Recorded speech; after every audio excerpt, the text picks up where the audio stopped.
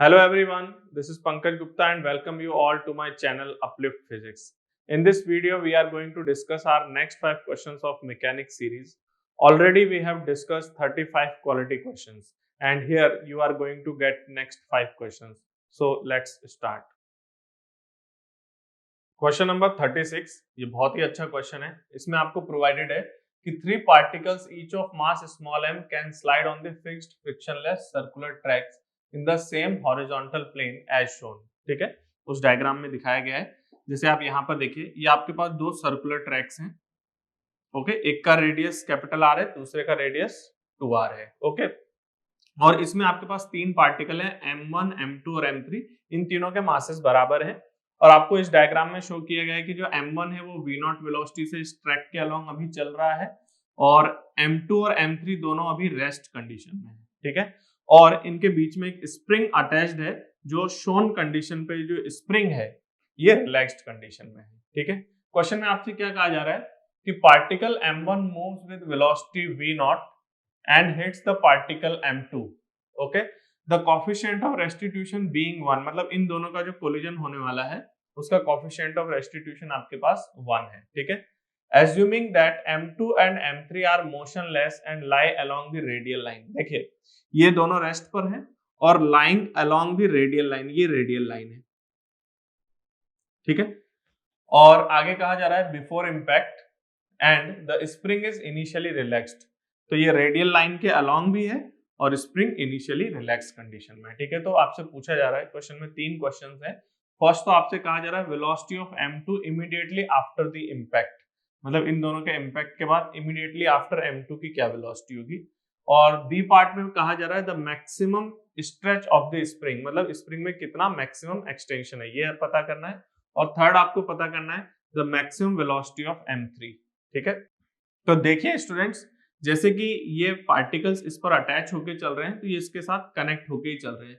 तो आप इसको ऐसा समझ सकते हैं कि जैसे मान लीजिए ये कोई वायर फ्रेम हो और उसके ऊपर ये बीड की तरह है, तो ये इस पर अटैच होकर ही चलेंगे। ठीक है, तो सबसे पहली बात हम इनका कोलिजन कराते हैं। तो देखिए, जो हमारा ए पार्ट है वो कैसे सॉल्व होगा, तो आप देख सकते हैं जस्ट बिफोर कोलिजन क्या होने वाला है। देखिए, जस्ट बिफोर कोलिजन ये यहाँ आएगा तो आपका m1 यहाँ पर आ चुका होगा, है ना, इसका मास m है। ठीक है, और इसकी वेलोसिटी अभी इस डायरेक्शन में कितनी है, v0 वेलोसिटी है। ये जस्ट बिफोर कोलिजन कंडीशन है। ठीक है, अच्छा, ये m1 और m2 के बीच में इलास्टिक कोलिजन होने वाला है, तो जस्ट आफ्टर की क्या कंडीशन है, तो मैंने मान लिया कि जस्ट आफ्टर इसी लोकेशन पे ये m और ये भी m। ठीक है, तो इसकी वेलोसिटी को मैंने मान लिया v1 और इसकी वेलोसिटी को मैंने मान लिया v2। ठीक है, ऐसा मैंने इसलिए माना क्योंकि आप देख सकते हैं कि इनको किसके अलोंग चलना है, ट्रैक के अलोंग। तो इनकी वेलोसिटी जो होंगी वो ट्रैक के टेंजेंशियल होगी, तो मैंने ट्रैक के टेंजेंशियल ही इनकी वेलोसिटी को एज्यूम कर लिया है। ठीक है, अब देखिए, अगर हम इस सिस्टम की बात करें तो इन पार्टिकल्स पे आप ऐसे देखिए, जैसे ये पार्टिकल 1 और ये पार्टिकल 2।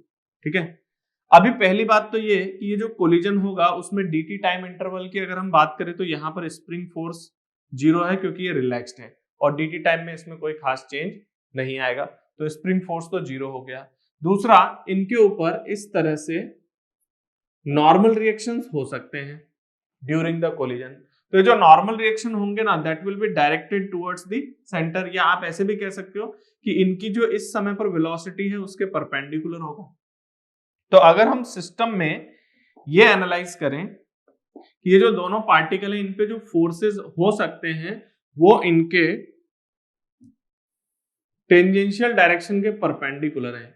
टेंजेंशियल डायरेक्शन में कोई फोर्स अवेलेबल नहीं है, तो इसका मतलब आप ये कर सकते हो कि ये जो ट्रैक के टेंजेंशियल डायरेक्शन देख रहे हो, इस डायरेक्शन में आप इनका कंजर्वेशन ऑफ मोमेंटम अप्लाई कर सकते हैं। ठीक है, इसके परपेंडिकुलर तो हम नहीं कर सकते, लेकिन ट्रैक के टेंजेंशियल कोई फोर्स नहीं है क्योंकि यहाँ पर जो कोलिजन के ड्यूरिंग इनके ऊपर जो फोर्स आएगा, जैसे इधर NDT आएगा इसके ऊपर, तो इसके ऊपर भी कुछ NDT आएगा, तो ये दोनों फोर्सेस एक्शन रिएक्शन पेयर होंगे तो ये सिस्टम पे कैंसिल आउट हो जाएगा।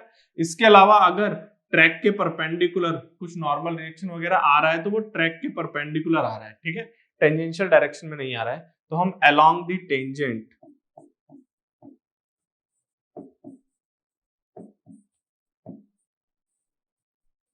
हम अप्लाई कर रहे हैं कंजर्वेशन ऑफ लीनियर मोमेंटम।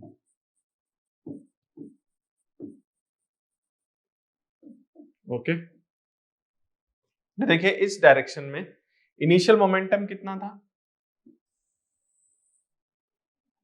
तो जस्ट बिफोर कोलिजन ये कंडीशन है, तो कितनी मोमेंटम है m इंटू वी नॉट पहले वाले पार्टिकल का, और जिसको हमने m2 कहा है वो रेस्ट पर है, that is equal to finally क्या कंडीशन है, तो इसकी वेलोसिटी इधर v1 है और इसकी v2 है, तो m into v1 plus m into v2। ठीक है, तो यहां से एक रिलेशन आ रहा है मेरे पास v0 equals to v1 plus v2, equation 1। तो ये तो हमने conservation of linear momentum apply करके फर्स्ट इक्वेशन लिख लिया। अब सेकंड, क्योंकि आपको क्वेश्चन में गिवन है the collision is of E equals to 1, मतलब कोलिजन इलास्टिक है, तो इस कोलिजन के लिए हम E का एक्सप्रेशन लिख रहे हैं। E होता है velocity of separation along line of collision upon velocity of approach along line of collision। तो देखिए E की वैल्यू कितनी है आपको 1, that is equal to velocity of separation. Separation कब होता है, कोलिजन के बाद, और यहाँ पर आप देख सकते हैं ये जो टेंजेंशियल डायरेक्शन जिसको मैंने बोला है वो लाइन ऑफ इम्पैक्ट बनेगा, वो इन पार्टिकल्स का कॉमन नॉर्मल बनेगा। यहाँ पर जो ये डायरेक्शन है इसके अलोंग हम E का एक्सप्रेशन लिख रहे हैं। तो देखिए जो लाइन ऑफ इम्पैक्ट में सेपरेशन किस तरह से होगा, तो ये V2 से आगे बढ़ रहा है, ये V1 से आगे बढ़ रहा है, तो सेपरेशन का जो रेट है वो V2 माइनस V1 होगा डिवाइडेड बाय अप्रोच। तो यहाँ पर ये M2 आपका रेस्ट पर है, तो ये M यहाँ पर अप्रोच कर रहा है। ठीक है, तो ये अप्रोच कर रहा है कितनी वेलोसिटी से, V0 वेलोसिटी से। तो यहां से सिंप्लीफाई करने पे मेरे पास नेक्स्ट इक्वेशन आ रहा है V2 minus V1 equals to V0, ये इक्वेशन 2 है। तो इक्वेशन 1 और 2 को सॉल्व करके हम पता लगाएंगे कि कितनी वेलोसिटी है। तो फर्स्ट क्वेश्चन यही है कि M2 की वेलोसिटी कितनी है जस्ट आफ्टर इम्पैक्ट। तो ऐसा करते हैं इन दोनों इक्वेशंस को ऐड कर देते हैं, तो ऐसा करने पे क्या होगा, V1 से V1 कैंसिल आउट हो जाएगा, then I will get the value 2V2 that is equals to 2V0, hence the value of V2 equals to V0। Okay, और डेफिनेटली अगर हम इसको सब्स्टिट्यूट कर दें तो हमारा V1 0 आ रहा है। ओके, जस्ट आफ्टर इम्पैक्ट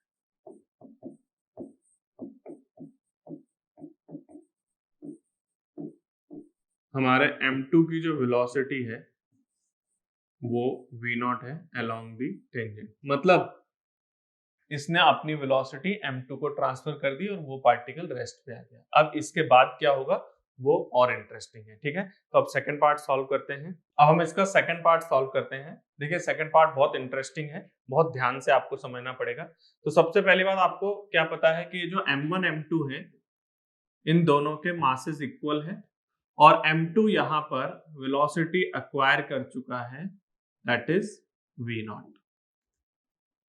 अब देखिए इस क्वेश्चन में आपसे पूछा गया है कि इसके मोशन के ड्यूरिंग स्प्रिंग में कितना मैक्सिमम स्ट्रेच आने वाला है। ठीक है, तो देखिए हम लोग इसको कैसे सॉल्व करेंगे। तो सबसे पहली चीज ये है कि यहाँ पर क्या होगा, पहले हम लोग एनालिसिस करते हैं, उसके बाद हम बात करेंगे कि इस पे फिजिक्स कैसे अप्लाई होगी।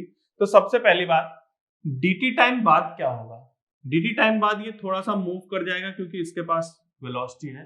तो मान लीजिए ये मूव करके कुछ यहाँ पर आ गया, M2 यहाँ पे मूव करके आ गया, अभी इसकी वेलोसिटी 0 ही है, तो ऐसा होने पे स्प्रिंग कुछ इस तरीके की हो जाएगी।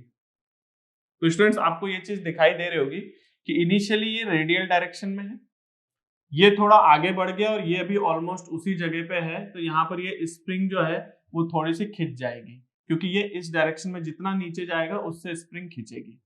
तो अभी यहाँ पर स्प्रिंग में कुछ एक्सटेंशन भी आ चुका है, और ऐसा होने से क्या हुआ है, देखिए स्प्रिंग क्योंकि स्ट्रेच्ड कंडीशन में है, तो यहाँ पर स्प्रिंग फोर्स ऐसे लगेगा। स्प्रिंग जब खिंची हुई होती है तो वो इस तरह से फोर्स लगाती है, तो इस पर इस डायरेक्शन में स्प्रिंग का फोर्स है और इस पर इस डायरेक्शन में स्प्रिंग का फोर्स है। अब ये स्प्रिंग फोर्स क्या करेंगे, बहुत ध्यान से देखिए। तो यहां पर आप देख सकते हो ये जो स्प्रिंग फोर्स है ना, वो पाथ के टेंजेंट के साथ एक्यूट एंगल बना रहा है, और एक्यूट एंगल बनाने का मतलब है कि इस स्प्रिंग फोर्स का कंपोनेंट आएगा टेंजेंट के डायरेक्शन में।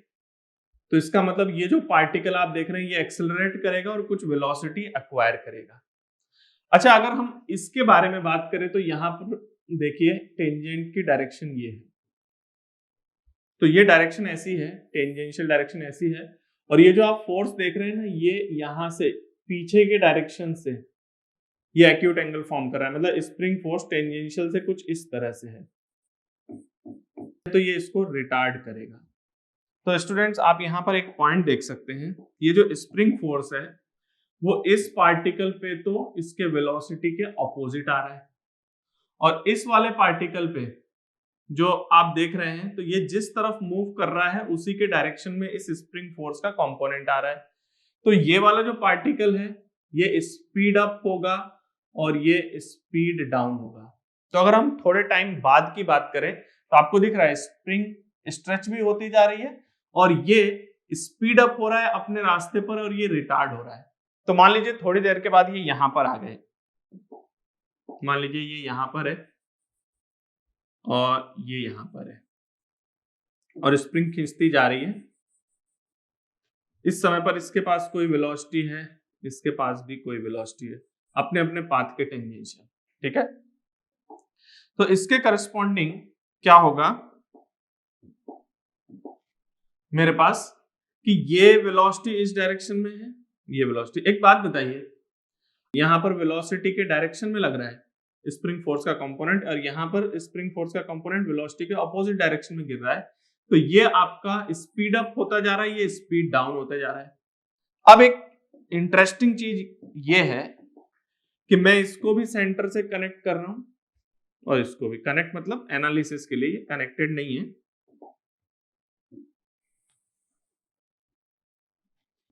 एक बात बताइए, अगर इसकी एंगुलर वेलोसिटी कम हो तो ये dt टाइम के बाद कम एंगल मूव करेगा, और अगर इसकी एंगुलर वेलोसिटी ज्यादा हो तो dt टाइम के बाद ये ज्यादा एंगल मूव करेगा।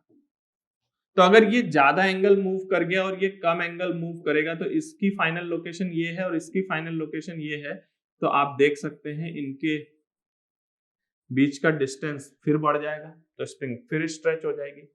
तो जैसे जैसे ये मूव करते जाएंगे ना, तो क्या होगा कि ये वाला पार्टिकल स्पीड अप हो रहा है, ये वाला पार्टिकल स्पीड डाउन होते जा रहा है, ठीक है। लेकिन अगर इसकी एंगुलर वेलोसिटी ज्यादा है और इसकी एंगुलर वेलोसिटी कम है तो ये खींचता जाएगा। और देखिए एक इंटरेस्टिंग चीज क्या है कि ये खींचता भी जा रहा है और साथ के साथ आपको पता है इसकी स्पीड घटती जा रही है और इसकी स्पीड बढ़ती जा रही है ना। तो अगर इसकी स्पीड बढ़ती जा रही है तो ये अपनी एंगुलर वेलोसिटी बढ़ाता जाएगा, ये अपनी एंगुलर वेलोसिटी कम करता जाएगा, लेकिन जब तक इसकी एंगुलर वेलोसिटी इससे ज्यादा होगी तब तक स्प्रिंग स्ट्रेच होती रहेगी और एक्सटेंशन आता रहेगा। यही सबसे इंपॉर्टेंट पॉइंट है यहाँ पे समझने वाला कि अगर इसकी एंगुलर वेलोसिटी और इसकी एंगुलर वेलोसिटी चेक करें तो इसकी कम है और इसकी ज्यादा है, तो इनमें स्ट्रेच आता रहेगा। लेकिन साथ के साथ ये दिख रहा है इसकी स्पीड बढ़ रही है, तो अगर मैं इसकी स्पीड के हिसाब से बात करूं तो इसका ओमेगा बढ़ता जाएगा, एंगुलर वेलोसिटी बढ़ती जाएगी, इसकी एंगुलर वेलोसिटी घटती जाएगी। तो जब तक इसकी एंगुलर वेलोसिटी ज्यादा है और इसकी एंगुलर वेलोसिटी कम है तब तक स्प्रिंग स्ट्रेच होती रहेगी।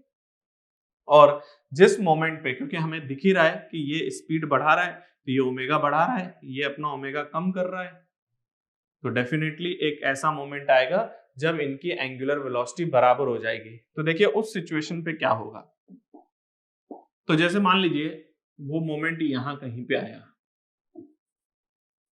ठीक है, स्प्रिंग कंटिन्यू स्ट्रेच होती जा रही है और इस मोमेंट पे मैंने कहा कि इनकी एंगुलर वेलोसिटी बराबर हो गई है। तो मान लीजिए इसकी वेलोसिटी जो टेंजेंशियल डायरेक्शन में है उसको मैं कुछ v3 मान लेता हूं और इसको मैं कुछ v2 मान लेता हूं, ठीक है। तो देखिए इस समय तक क्या हुआ है कि ये रिटार्ड ही हो रहा है, ये स्पीड अप हो रहा है, लेकिन अब ये मोमेंट आ चुका है कि इन दोनों का ओमेगा बराबर है। तो एक बार हम इनका ओमेगा इक्वल कर देते हैं। तो देखिए इसका रेडियस कैपिटल आर है और इसका रेडियस 2r है, तो इनका ओमेगा सेम है, तो मैं ओमेगा 2 इक्वल्स टू ओमेगा 3 कह रहा हूं। तो ओमेगा 2 कितना है, that is v2 divided by 2r and omega 3 is your v3 divided by r. From here you will get v2 equals to 2 times of v3. इनका ओमेगा इक्वल हो गया है। अभी मैं एक बार इसके आगे का भी एनालिसिस कर दूं तो मैं आपको बता रहा हूं कि यही जो लोकेशन है ना, यहीं पर इसका स्ट्रेच जो है वो मैक्सिमम होगा। तो देखिए इसके बाद क्या होगा, अभी भी तो स्प्रिंग खिंची हुई है ना, तो ये स्पीड अप होगा और ये स्पीड डाउन होगा।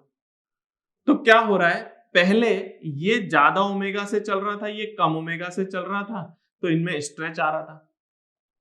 लेकिन अब यहां पर इस मोमेंट पर इनका ओमेगा बराबर हो गया है और इसके बाद ये अपना ओमेगा और बढ़ाएगा, क्योंकि इसके ऊपर अभी देखिए फोर्स और वेलोसिटी एक्यूट एंगल पर ही है। तो अभी ये अपनी वेलोसिटी को और बढ़ाएगा और ये वेलोसिटी को कम करेगा, क्योंकि देखिए इसके वेलोसिटी से ये ऑब्ट्यूस एंगल पर स्प्रिंग फोर्स है पीछे की तरफ, तो ये स्पीड डाउन करेगा, ये स्पीड अप करेगा। तो पहले बाहर वाले का ओमेगा ज्यादा था, अंदर वाले का ओमेगा कम था, तो स्ट्रेच आ रहा था, खींच रहा था। इस मोमेंट पर दोनों का ओमेगा बराबर हो गया और इसके बाद मुझे पता है कि ये स्पीड बढ़ा ही रहा है और ये स्पीड कम कर ही रहा है और यहां पर ओमेगा बराबर हो चुके हैं। तो अगले पल क्या होगा, इसका ओमेगा ज्यादा हो जाएगा, इसका कम हो जाएगा। अब इसका ओमेगा ज्यादा होगा और इसका ओमेगा कम होगा, तो ये पास आना शुरू कर देंगे। अब स्प्रिंग वापस मैक्सिमम स्ट्रेच वाले कंडीशन से फिर इसका एक्सटेंशन कम होना शुरू कर देगा और कम होते होते फिर आगे जाके फिर कहीं पर ये नेचुरल लेंथ को अचीव करेगा। ठीक है, तो ये पूरा सिस्टम इस तरह से चल रहा है। तो यहां पर आपको एक इंटरेस्टिंग चीज क्या समझ में आ गई कि मैक्सिमम एक्सटेंशन उस लोकेशन पे आ रहा है जहां पर इनका ओमेगा इक्वल हो गया है। पहले इसका ओमेगा ज्यादा था, ठीक है, इसका ओमेगा कम था, तो स्ट्रेच आ रहा था, लेकिन ये अपनी स्पीड कम करता हुआ आ रहा है, तो ओमेगा कम कर रहा है, ये ओमेगा बढ़ा रहा है। तो एक इंस्टेंट पर इसका ओमेगा कम होते होते इसका ओमेगा बढ़ते बढ़ते बराबर हो गए। उस समय पर मैंने कहा कि सबसे ज्यादा लेंथ होगी इनके बीच में, मतलब स्प्रिंग मैक्सिमम स्ट्रेच होगा और उसके बाद ये अपना ओमेगा फर्दर कम ही कर रहा है, ये अपना ओमेगा बढ़ा रहा है। तो अब बराबर वाली सिचुएशन आ गई ना, तो अब ये कम कर रहा है और ये ज्यादा कर रहा है, तो ये ज्यादा एंगल ट्रेवल करेगा, ये कम एंगल ट्रेवल करेगा, तो इनके बीच का सेपरेशन फिर कम होने लग जाएगा। तो यही कंडीशन मैक्सिमम स्ट्रेच की है। ठीक है, तो पहली इक्वेशन आपके पास मैंने लिख दिया है कि मैक्सिमम स्ट्रेच वहां पर आ रहा है जहां पर इनका ओमेगा इक्वल है। ठीक है, टिपिकल क्वेश्चन है। आगे देखते हैं। तो अब देखिए एक रिलेशन तो ये आ गया मेरे पास, अब अगला रिलेशन क्या आएगा मेरे पास, तो देखिए यहां पर आप एक चीज देख सकते हो कि ये जो स्प्रिंग फोर्स है ना, ये Fs और ये Fs, ये तो आपको दिख रहा है क्या सिस्टम के लिए इनका लाइन ऑफ एक्शन हमेशा सेम रहेगा, सेम लाइन के अलोंग रहेंगे। तो अगर आप कहीं से भी इस पर लगने वाला स्प्रिंग फोर्स और इस पे लगने वाले स्प्रिंग फोर्स का टॉर्क कहीं से भी निकालेंगे तो सिस्टम पर वो कैंसिल आउट हो जाएगा। तो जो स्प्रिंग फोर्स है उसका टॉर्क कहीं से भी कैंसिल आउट हो रहा है। ठीक है, चलिए अच्छा, इसके अलावा और कौन सा फोर्स है इनके ऊपर, तो अगर आप सेंटर पे जाके देखें तो इनके ऊपर एक और फोर्स है जो नॉर्मल रिएक्शन होगा। नॉर्मल रिएक्शन कैसे होगा, जैसे इसके ऊपर नॉर्मल रिएक्शन ऐसे परपेंडिकुलर में लगेगा, इसके ऊपर भी ऐसे परपेंडिकुलर में लगेगा, यहां पर बात करें तो यहां ऐसे परपेंडिकुलर लगेगा, यहां पर बात करें ऐसे परपेंडिकुलर लगेगा। तो यहां पर इंटरेस्टिंग चीज क्या है, देखिए अगर मैं सेंटर के अबाउट बात करता हूं तो देखिए इसके ऊपर परपेंडिकुलर जो फोर्स लगेगा नॉर्मल रिएक्शन, क्या वो सेंटर से ही पास करेगा, और इसके ऊपर भी जो परपेंडिकुलर फोर्स आएगा वो भी सेंटर से पास करेगा। तो इसके परपेंडिकुलर जो फोर्स हैं वो सेंटर से ही पास कर रहे हैं। स्प्रिंग फोर्स तो इंटरनल हो गया और मैंने उसको बता भी दिया कि उनका एक्शन रिएक्शन पेयर है और इस तरह से है कि लाइन ऑफ एक्शन सेम है, तो सिस्टम पे तो टॉर्क कट गया। और हम सेंटर के अबाउट बात कर रहे हैं, इन पे लगने वाले कांटेक्ट फोर्स नॉर्मल रिएक्शन के बारे में, और वो नॉर्मल रिएक्शन परपेंडिकुलर है, तो वो परपेंडिकुलर जो है वो सेंटर से पास करेगा और यहां भी सेंटर से पास करेगा। और आपको पता है अगर फोर्स इस पॉइंट से पास कर रहा है तो इस पॉइंट के अबाउट इस फोर्स का टॉर्क भी जीरो है, इस फोर्स का टॉर्क भी जीरो है, और इस पॉइंट के अबाउट ये जो स्प्रिंग फोर्स आप देख रहे हो उसका टॉर्क भी सिस्टम पे जीरो है। तो आप यहां पर एक इंटरेस्टिंग चीज देखिए, अबाउट सेंटर ऑफ ट्रैक,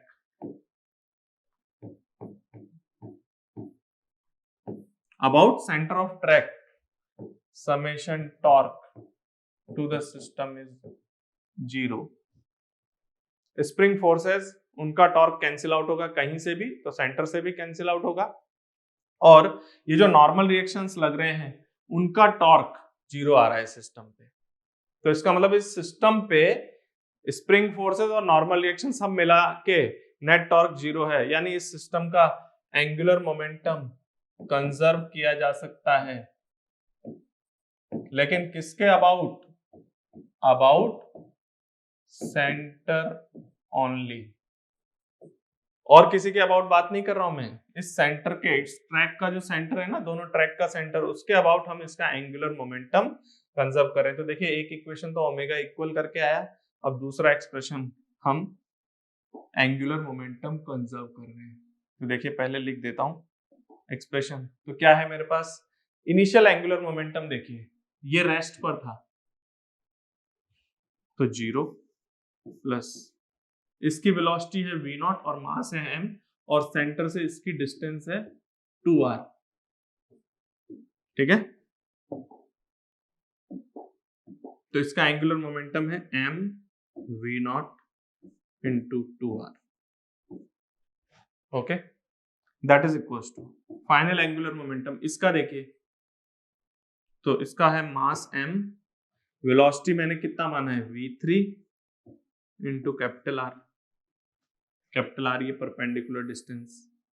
उसी तरह से इसके लिए अगर हम बात करें तो मास है m, वेलोसिटी है v2 और डिस्टेंस है 2r।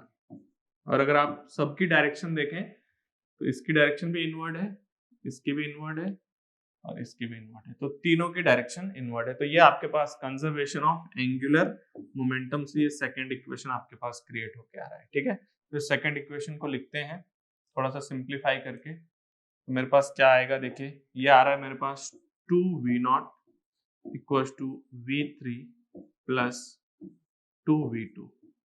ये आपका सेकंड इक्वेशन आगे सॉल्व करने पे ये आएगा। तो देखिए आपके पास एक रिलेशन है कि v2 equals to 2 times of v3। तो देखिए कितना आएगा, सॉल्व कर ही लेते हैं। वैल्यू ही कैलकुलेट हो गई है मेरे पास, तो कितना आएगा मेरे पास 2v not that is equals to your v3 plus 2 times of v2, आपका 2v3 के इक्वल है, तो 2v3। This will provide you the value of 5v3 that is equals to 2v not. तो यहां से मेरे पास आ गया एक तो v3 equals to 2v not by 5। Interesting है, देखिए वेलोसिटी एस्टिमेट हो गई v3,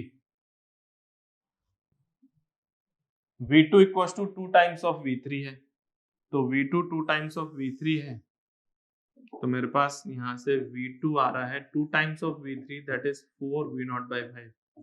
ओके, तो मेरे पास v2 v3 वेलोसिटीज एस्टिमेट हो चुकी है। ठीक है, और क्या कहते हैं मैक्सिमम स्ट्रेच वाली कंडीशन की यही वेलोसिटीज हैं।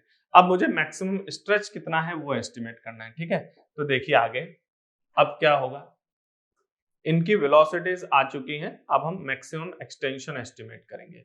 तो देखिए मैक्सिमम एक्सटेंशन में क्या है कि अगर आप यहां पर देखें तो नॉर्मल रिएक्शन ट्रैक के परपेंडिकुलर है दोनों पर, तो उसका वर्क डन जीरो है क्योंकि डिस्प्लेसमेंट ट्रैक के टेंजेंशियल है, और नॉर्मल रिएक्शन ट्रैक के परपेंडिकुलर है तो उसका वर्क डन जीरो है।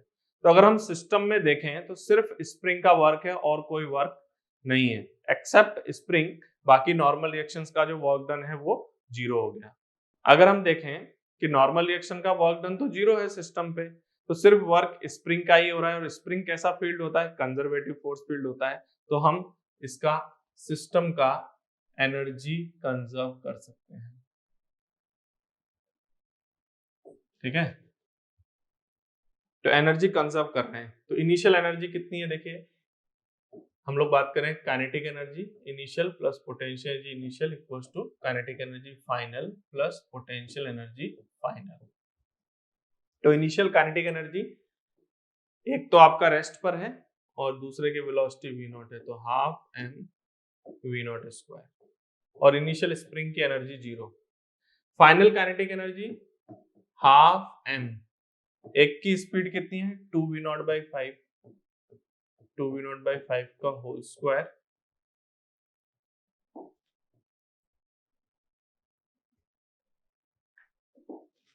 प्लस हाफ m, नेक्स्ट है 4v नॉट बाई 5 का होल स्क्वायर। ये तो काइनेटिक एनर्जी हो गई दोनों की, और इस मोमेंट पर हाफ के x मैक्सिमम का स्क्वायर, ये हमारे पास पोटेंशियल एनर्जी स्प्रिंग की आ गई। ठीक है, तो ये एनर्जी कंजर्वेशन से हमारा एक्सप्रेशन क्रिएट हुआ है। तो देखिए कितना आएगा अब आगे सॉल्व करने पे, तो आ रहा है मेरे पास half m v naught square, ये हो गया 1 minus of 4/25 minus of 16/25, that is equal to half के x मैक्सिमम का होल स्क्वायर। यहां से सॉल्व करने पे आएगा मेरे पास 1/2 से 1/2 कैंसिल आउट हो गया, m v नॉट स्क्वायर, ये आ रहा है मेरे पास 5 divided by 25, okay, that is equal to k x maximum का होल स्क्वायर। यहां से x मैक्सिमम सॉल्व करने पे आ रहा है under root m/5k multiply by v not, ये मैक्सिमम एक्सटेंशन है।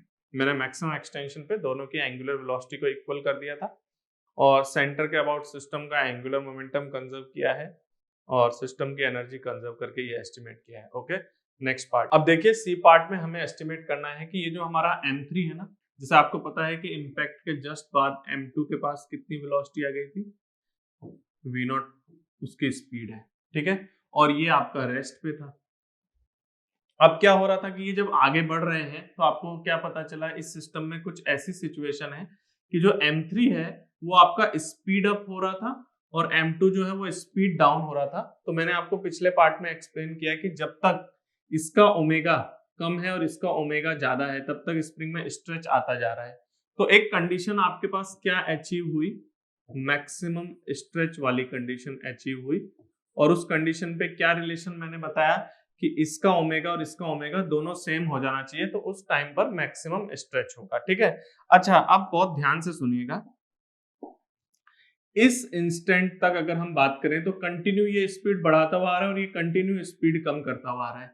अच्छा, अगर आप अभी भी देखें, जब आपको पता है ना मैक्सिमम स्ट्रेच के बाद भी, तो आप देख सकते हो कि यहाँ पर जो स्प्रिंग फोर्स है वो वेलोसिटी के साथ एक्यूट एंगल बना रहा है, तो ये तो इसको फर्दर स्पीड बढ़वाएगा।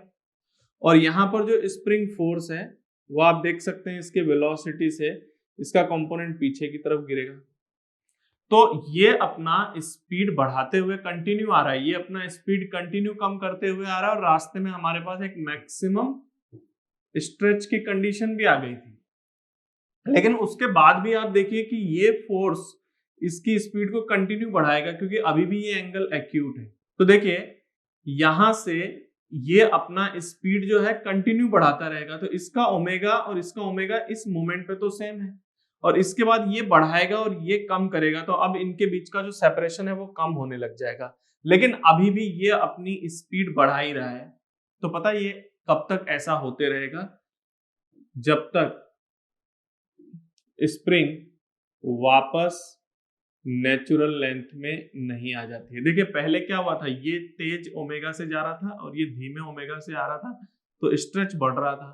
अब इसने अपना ओमेगा और बढ़ा लिया है बराबर होने के बाद, और ये बराबर होने के बाद ये और कम कर रहा है, तो इनके बीच का सेपरेशन घटता जाएगा, घटते घटते घटते एक टाइम फिर से आएगा जब हमारी स्प्रिंग नेचुरल लेंथ में आ जाएगी। इस टाइम तक स्टूडेंट ध्यान से देखिएगा, ये कंटिन्यू अपनी स्पीड बढ़ाता हुआ आया है और ये कंटिन्यू स्पीड घटाता हुआ यहाँ पहुंचा है। इसके बाद क्या होगा कि ये जब आगे बढ़ जाएगा, क्योंकि इसकी स्पीड ज्यादा है, तो ये अब यहां से आगे बढ़ेगा और यहां से आगे बढ़ेगा। तो इसके बाद आपको ये बात समझ में आती है कि स्प्रिंग कुछ इस तरह से हो जाएगी, नेचुरल लेंथ आने के बाद ऐसी हो जाएगी। तो ये वाला जो है ये थोड़ा आगे रहेगा, ये थोड़ा पीछे रहेगा, तो उसके करस्पॉन्डिंग अब इसकी वेलोसिटी आगे है और इसके ऊपर स्प्रिंग फोर्स का कंपोनेंट पीछे की तरफ आएगा। तो इस मोमेंट के बाद ये रिटार्ड होगा और ये स्पीड अप होगा।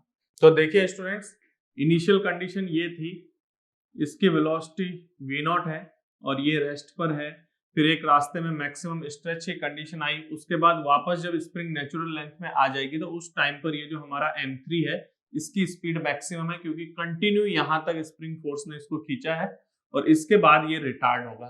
तो यहाँ पर इसकी स्पीड मैक्सिमम है, मैंने मान लिया v3 मैक्स, ओके। और इस कंडीशन पे हमारा जो स्प्रिंग है वो नेचुरल लेंथ में है, ठीक है। और इस टाइम पर ये जो बाहर वाला पार्टिकल है उसकी वेलोसिटी को मैंने कुछ v4 मान लिया, ठीक है।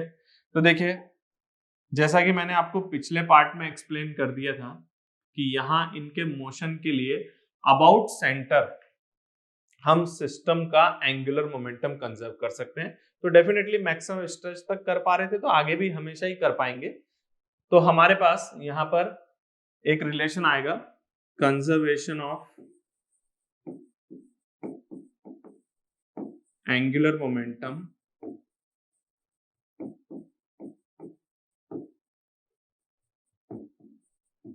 About centre. इसका इनिशियल एंगुलर मोमेंटम आएगा mv0 इंटू 2r। आप देख सकते हैं इनिशियली इसकी जो डिस्टेंस है, परपेंडिकुलर डिस्टेंस, वो 2r है, तो mv0 इंटू 2r प्लस जो दूसरा पार्टिकल है वो आपका रेस्ट पर है। यहाँ पर देखिए फाइनल एंगुलर मोमेंटम आएगा, that is m into v3 max into capital R, m into v3 max into capital R, क्योंकि इसकी डिस्टेंस कैपिटल R है, plus m v4 into 2r, okay. अगर आप इनकी डायरेक्शंस देखें तो ये भी इनवर्ड है, ये भी इनवर्ड है और ये भी इनवर्ड है, तो ये तीनों ही इनवर्ड है, ठीक है। तो यहां से जो नेक्स्ट हमारे पास है, क्योंकि मैंने आपको बताया था कि सिर्फ स्प्रिंग का वर्क है, नॉर्मल रिएक्शन का कोई वर्क डन नहीं है, तो हम कंजर्वेशन ऑफ एनर्जी यूज कर रहे हैं। अगला कंजर्वेशन ऑफ एनर्जी, तो इनिशियल काइनेटिक एनर्जी एक की 0 है, दूसरे की है हाफ m v0 स्क्वायर, और स्प्रिंग नेचुरल लेंथ में है तो स्प्रिंग की एनर्जी 0 है, तो स्प्रिंग यहाँ भी नेचुरल लेंथ में है और यहाँ भी नेचुरल लेंथ में है, that is equal to final kinetic energy half m v3 max का whole square plus half m v4 का होल स्क्वायर प्लस स्प्रिंग की एनर्जी 0। तो इनिशियल फाइनल दोनों एनर्जी स्प्रिंग की 0 है। तो देखिए जो आपका फर्स्ट इक्वेशन है वो क्या आ रहा है, इसको सॉल्व करने पे मेरे पास आ रहा है 2v0 equals to v3 max plus 2v4। तो यहां से मेरे पास v4 की वैल्यू आ रही है 2v0 minus v3 max upon 2, okay. तो यहां से v4 आ रहा है मेरे पास v0 minus v3 max divided by 2। एक तो ये आ गया v4, इसको सिंप्लीफाई करते हैं तो यहाँ आ रहा है आपके पास v0 square equals to v3 max का होल स्क्वायर प्लस v4 का होल स्क्वायर। तो ऐसा करते हैं, इसमें v4 की वैल्यू सब्स्टिट्यूट कर देते हैं इस एक्सप्रेशन से, तो यहाँ से v4 सब्स्टिट्यूट करने पर मेरे पास आएगा v0 square equals to V3 max का स्क्वायर प्लस V4 है मेरे पास V0 minus of V3 max divided by 2 का होल स्क्वायर। ठीक है, बस इसको सिंप्लीफाई कर लीजिए। क्वेश्चन का मेन पार्ट क्या था वो तो एक्सप्लेनेशन है, अब बस कैलकुलेशन है। तो कितना आ रहा है V0 square that is V3 max का whole square plus V0 square minus of V0 V3 max plus V3 max का होल स्क्वायर डिवाइडेड बाई 4। ठीक है, ये V0 स्क्वायर से ये कैंसिल आउट हो गया। क्या आ रहा है, तो मेरे पास ये आ रहा है 5/4 V3 मैक्स का whole square that is equals to V0 V3 max. Okay, तो V3 मैक्स से V3 मैक्स कैंसिल आउट कर दीजिए। From here you will get the value of V3 max that is 4 V0 by 5। ठीक है, तो ये आपके पास M3 की मैक्सिमम स्पीड ही आएगी that is your 4 V0 by 5। Okay students, तो मुझे कमेंट करके बताइए ये क्वेश्चन कैसा था। क्वेश्चन नंबर 37, इस क्वेश्चन में आपसे कहा गया है कि uniform cylinder of mass capital M and radius R is placed on the rough plank of mass 2m placed on the smooth horizontal surface। देखिए ये हमारे पास एक स्मूथ हॉरिजॉन्टल सरफेस है, उसके ऊपर हमारे पास 2m मास का प्लैंक रखा हुआ है और उसके ऊपर क्वेश्चन में आपसे कहा गया है कि एक सिलेंडर रखा हुआ है जिसका मास कैपिटल M और इसका रेडियस कैपिटल R है। ठीक है, आगे कहा जा रहा है the coefficient of friction between plank and the cylinder is 2/7। तो सिलेंडर और प्लैंक के बीच में जो कोएफिशिएंट ऑफ फ्रिक्शन है वो आपको 2/7 प्रोवाइडेड है और आपसे ये कहा जा रहा है कि जो प्लैंक है उसको हमने 5 mg का फोर्स अप्लाई करके हम प्लैंक को आगे खींच रहे हैं। ठीक है, तो आपसे पूछा गया है then find the acceleration of cylinder and the friction force between cylinder and the plank. ठीक है, तो देखिए जब स्टूडेंट्स हम इस क्वेश्चन को सॉल्व करेंगे तो सबसे पहला डाउट हमारे मन में क्या होगा कि सिलेंडर और प्लैंक इसके बीच में स्लिपिंग होगी या नहीं होगी। आपको क्वेश्चन में म्यू की वैल्यू प्रोवाइडेड है। अगर क्वेश्चन ये कह देता कि फ्रिक्शन सफिशिएंट है तो हम यहाँ पर स्लिपिंग नहीं कराते, लेकिन उसने आपको म्यू प्रोवाइड किया है और म्यू प्रोवाइड करने का मतलब है कि अब आपको ध्यान से चलना पड़ेगा कि हो सकता है यहाँ स्लिपिंग स्टार्ट हो गई हो या नहीं हुई हो। ठीक है, तो अब हमें इस क्वेश्चन को एजम्पशन के अकॉर्डिंग सॉल्व करना पड़ेगा और अगर हमारा एजम्पशन करेक्ट रहा तब तो ठीक है, नहीं तो हम क्वेश्चन को फिर अगले स्टेप पर फिर से सॉल्व करेंगे। तो यहाँ पर हम एजम्पशन क्या ले रहे हैं, हम ये मान रहे हैं कि सिलेंडर और प्लैंक के बीच में स्लिपिंग नहीं हुई है। तो देखिए मेरा एजम्पशन है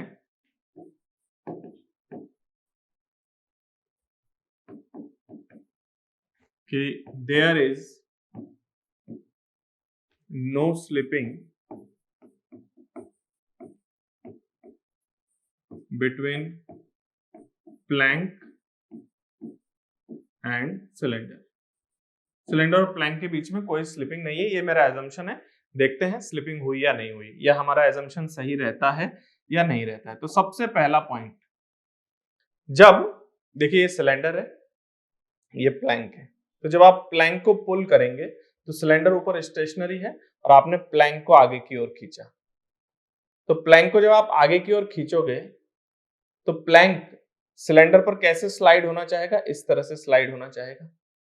तो जो प्लैंक आप देख रहे हैं, प्लैंक आगे जा रहा है स्लाइड करता हुआ, तो प्लैंक पे फ्रिक्शन पीछे की तरफ लगेगा और अगर प्लैंक पे फ्रिक्शन पीछे की तरफ है तो सिलेंडर पे फ्रिक्शन आगे की तरफ लगेगा। ठीक है, तो सबसे पहली बात मैं इसका एफबीडी फॉर्म कर रहा हूं। तो देखिए जो एफबीडी है इसका, उसमें मेरे पास ये सिलेंडर है, ये प्लैंक है,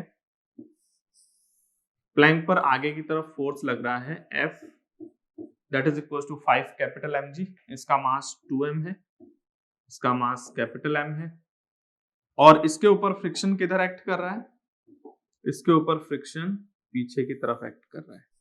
तो मैंने मान लिया इसके ऊपर फ्रिक्शन F पीछे लग रहा है, सिलेंडर पे फ्रिक्शन F आगे की तरफ एक्ट कर रहा है। अब मैंने एज्यूम किया कि मान लेते हैं कि जो मेरा प्लैंक है उसका एक्सेलरेशन b है। ओके, मैंने बी एक्सेलरेशन किसका माना, प्लैंक का। और इसी तरह से मैंने एज्यूम कर लिया कि जो मेरा सिलेंडर है उसके सेंटर ऑफ मास का एक्सेलरेशन कुछ ए है आगे की तरफ, और उसके अबाउट ये एंगुलर एक्सेलरेशन अल्फा मैंने इस तरह से मान लिया। ठीक है, आपकी चॉइस है, आप कैसे भी मान सकते हो, फिर उसके अकॉर्डिंग आपको इक्वेशन क्रिएट करना है। तो देखिए, सबसे पहले अगर हम बात करें प्लैंक की, तो प्लैंक पर क्या इक्वेशन है, तो प्लैंक आपका ट्रांसलेट कर रहा है, तो net force equals to mass into acceleration. तो प्लैंक के ऊपर आगे की तरफ तो लग रहा है F, और पीछे की तरफ कितना फोर्स है, स्मॉल f, फ्रिक्शन लग रहा है, that is equals to mass into acceleration. तो इसका मास 2m है और इसका एक्सेलरेशन v है। ये हमारे पास एक इक्वेशन आ गई प्लैंक के ऊपर। अब हम बात कर रहे हैं ऑन सिलेंडर। ठीक है, तो यहाँ पे मैंने सिलेंडर का जो सेंटर ऑफ मास है उसका एक्सेलरेशन a एज्यूम किया है। तो आपको पता है कि जब हम सेंटर ऑफ मास के एक्सेलरेशन की बात करते हैं तो external forces he centre of मास को एक्सेलरेट करते हैं। तो यहाँ पर ये जो सिलेंडर है इसका सेंटर ऑफ मास एक्सेलरेट हो रहा है। अच्छा, अगर हम और भी फोर्सेस शो करना चाहें तो यहाँ पर ये नॉर्मल रिएक्शन n ऊपर की तरफ लगेगा और इसका weight capital mg downward act करेगा। ठीक है, तो आपको पता है ना कि जो सिलेंडर है उसका centre of mass horizontal level पे ऐसे रहेगा, ये इसके ऊपर अगर ट्रेवल करता है तो उसका लेवल तो चेंज नहीं होने वाला। तो अगर हम वर्टिकल में बात करें तो वर्टिकल में आपको पता है कि n की वैल्यू कैपिटल mg के इक्वल होनी चाहिए। ये इक्वेशन 2 आ गई। थर्ड इक्वेशन अगर हम हॉरिजॉन्टल में बात करें, सेंटर ऑफ मास का a एक्सेलरेशन है आगे की तरफ, तो उसके corresponding net force F equal to mass into acceleration. ये मेरे पास थर्ड इक्वेशन आ गई, क्योंकि इसके ऊपर एक्सटर्नल फोर्स हॉरिजॉन्टल डायरेक्शन में फ्रिक्शन ही है और ये फ्रिक्शन ही इसको एक्सेलरेशन प्रोवाइड कर रहा है, तो F इक्वल्स टू ma। तो हमने ये इक्वेशन लिख दिया, ये थर्ड इक्वेशन आ गई है। इसके बाद हम एंगुलर एक्सेलरेशन के करस्पॉन्डिंग अगर बात करें तो हम यहाँ पर with respect to centre of mass जा रहे हैं।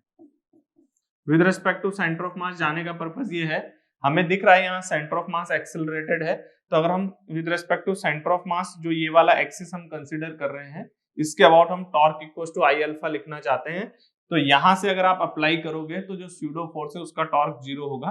तो हम यहाँ पर अप्लाइड फोर्सेस के बारे में बात करेंगे। तो इस एक्सिस के अबाउट नॉर्मल रिएक्शन इसी एक्सिस से पास कर रहा है, mg भी इसी पॉइंट से पास कर रहा है और स्यूडो फोर्स भी इसी पॉइंट से पास कर रहा है। तो नॉर्मल रिएक्शन mg और स्यूडो फोर्स, इन तीनों का torque about centre of mass axis 0 है, तो इसके अबाउट एक ही टॉर्क है और वो है फ्रिक्शन का टॉर्क। तो देखिए, फ्रिक्शन का लाइन ऑफ एक्शन ये है, तो फ्रिक्शन की आर्म ये कैपिटल आर हो जाएगी। तो अगर हम about centre of mass axis torque equals to I alpha अगर हम लिख रहे हैं, तो हमारा टॉर्क कितना है, तो फ्रिक्शन का टॉर्क है F इंटू कैपिटल आर। ठीक है, और मैंने एंगुलर एक्सेलरेशन एंटी क्लॉकवाइज माना है, यानी आउटवर्ड माना है। और अगर आप फ्रिक्शन का टॉर्क देखें तो R नीचे की तरफ है और F राइट साइड में है, तो R क्रॉस F। ठीक है, ये भी आउटवर्ड आ जाएगा। तो ये आपका F into r equals to I alpha. तो moment of inertia about the axis mr square by 2 into alpha. ये हमारे पास फोर्थ इक्वेशन आ गई है। ठीक है, और ये सारा जो कैलकुलेशन हो रहा है वो इस एजम्पशन के अंडर हो रहा है, मैंने माना है कि यहाँ पे स्लिपिंग नहीं हो रही। तो फिलहाल जो इक्वेशंस है वो मैंने लिख दिया है। अब मैं इनके कंस्ट्रेंट के बारे में बात करता हूँ, फिर हम लोग इसको सॉल्व करेंगे कि देखते हैं क्या रिलेशन आता है। ठीक है, हम पहले कंस्ट्रेंट की बात करते हैं। ठीक है, तो मैंने क्या माना, मैंने ये माना कि ये मेरा सिलेंडर है और इसके सेंटर ऑफ मास की वेलोसिटी कुछ v1 है और इसके अबाउट मैंने एंगुलर वेलोसिटी ओमेगा 1 मान लिया, और जो ये मेरा प्लैंक है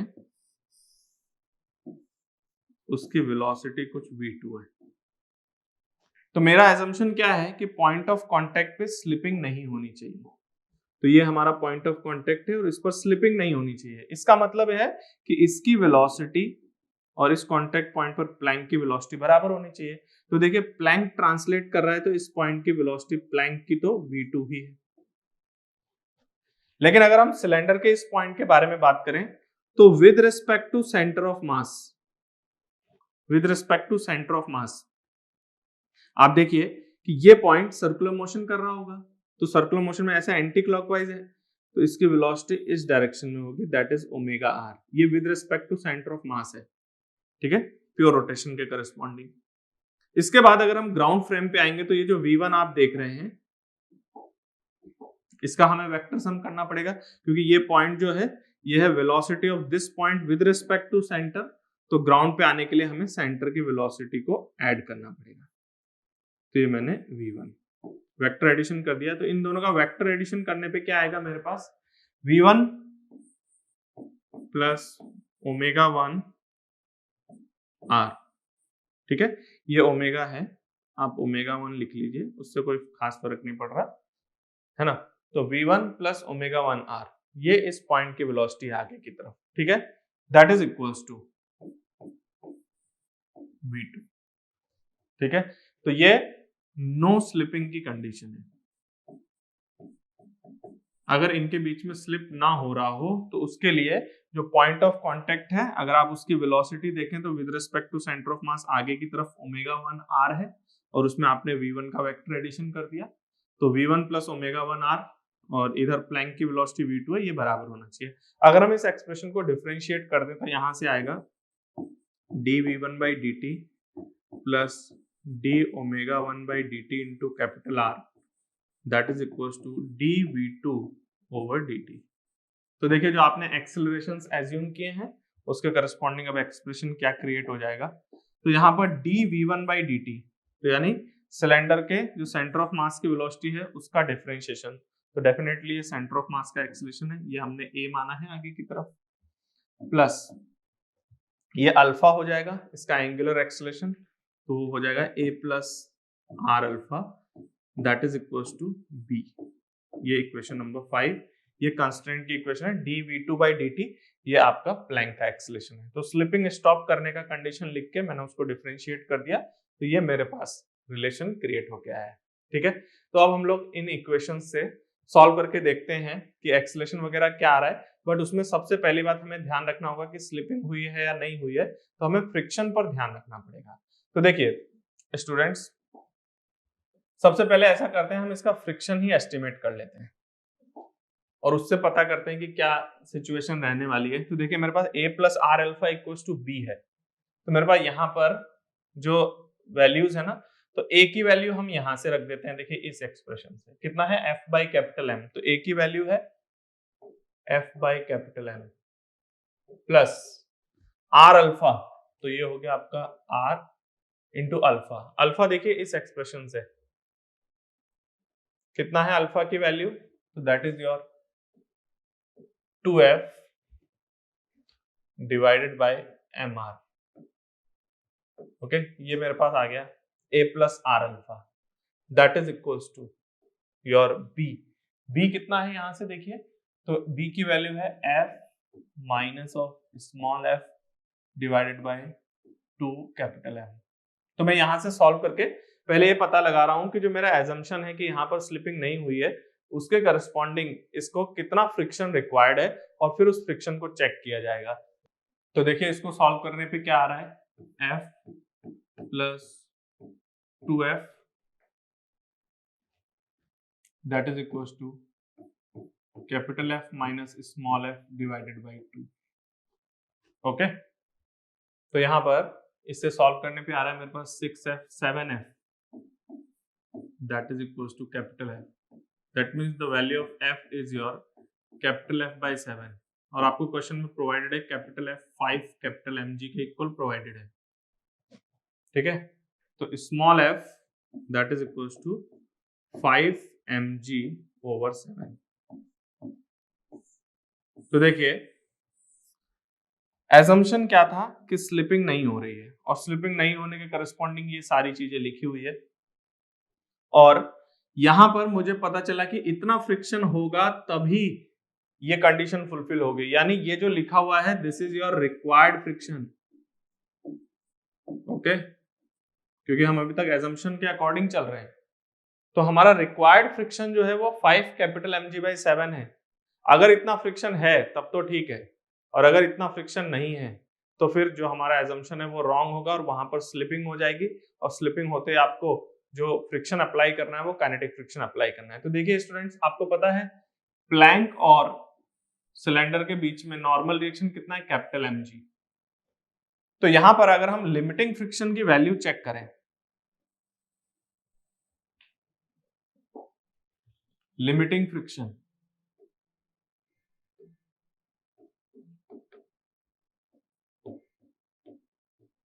तो लिमिटिंग फ्रिक्शन कितना होता है, लिमिटिंग फ्रिक्शन की वैल्यू है μsn, और यहां पर आपको μs प्रोवाइडेड है क्वेश्चन में 2/7 और n है आपका mg। ये देखिए गड़बड़ हो गया,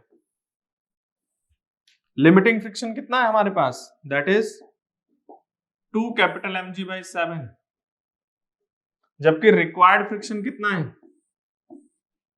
5 कैपिटल mg/7। मतलब स्लिपिंग नहीं होने के लिए इतना फ्रिक्शन चाहिए और है इतना ही, यानी एजम्पशन रॉन्ग है और यहां पर स्लिपिंग हो चुकी है।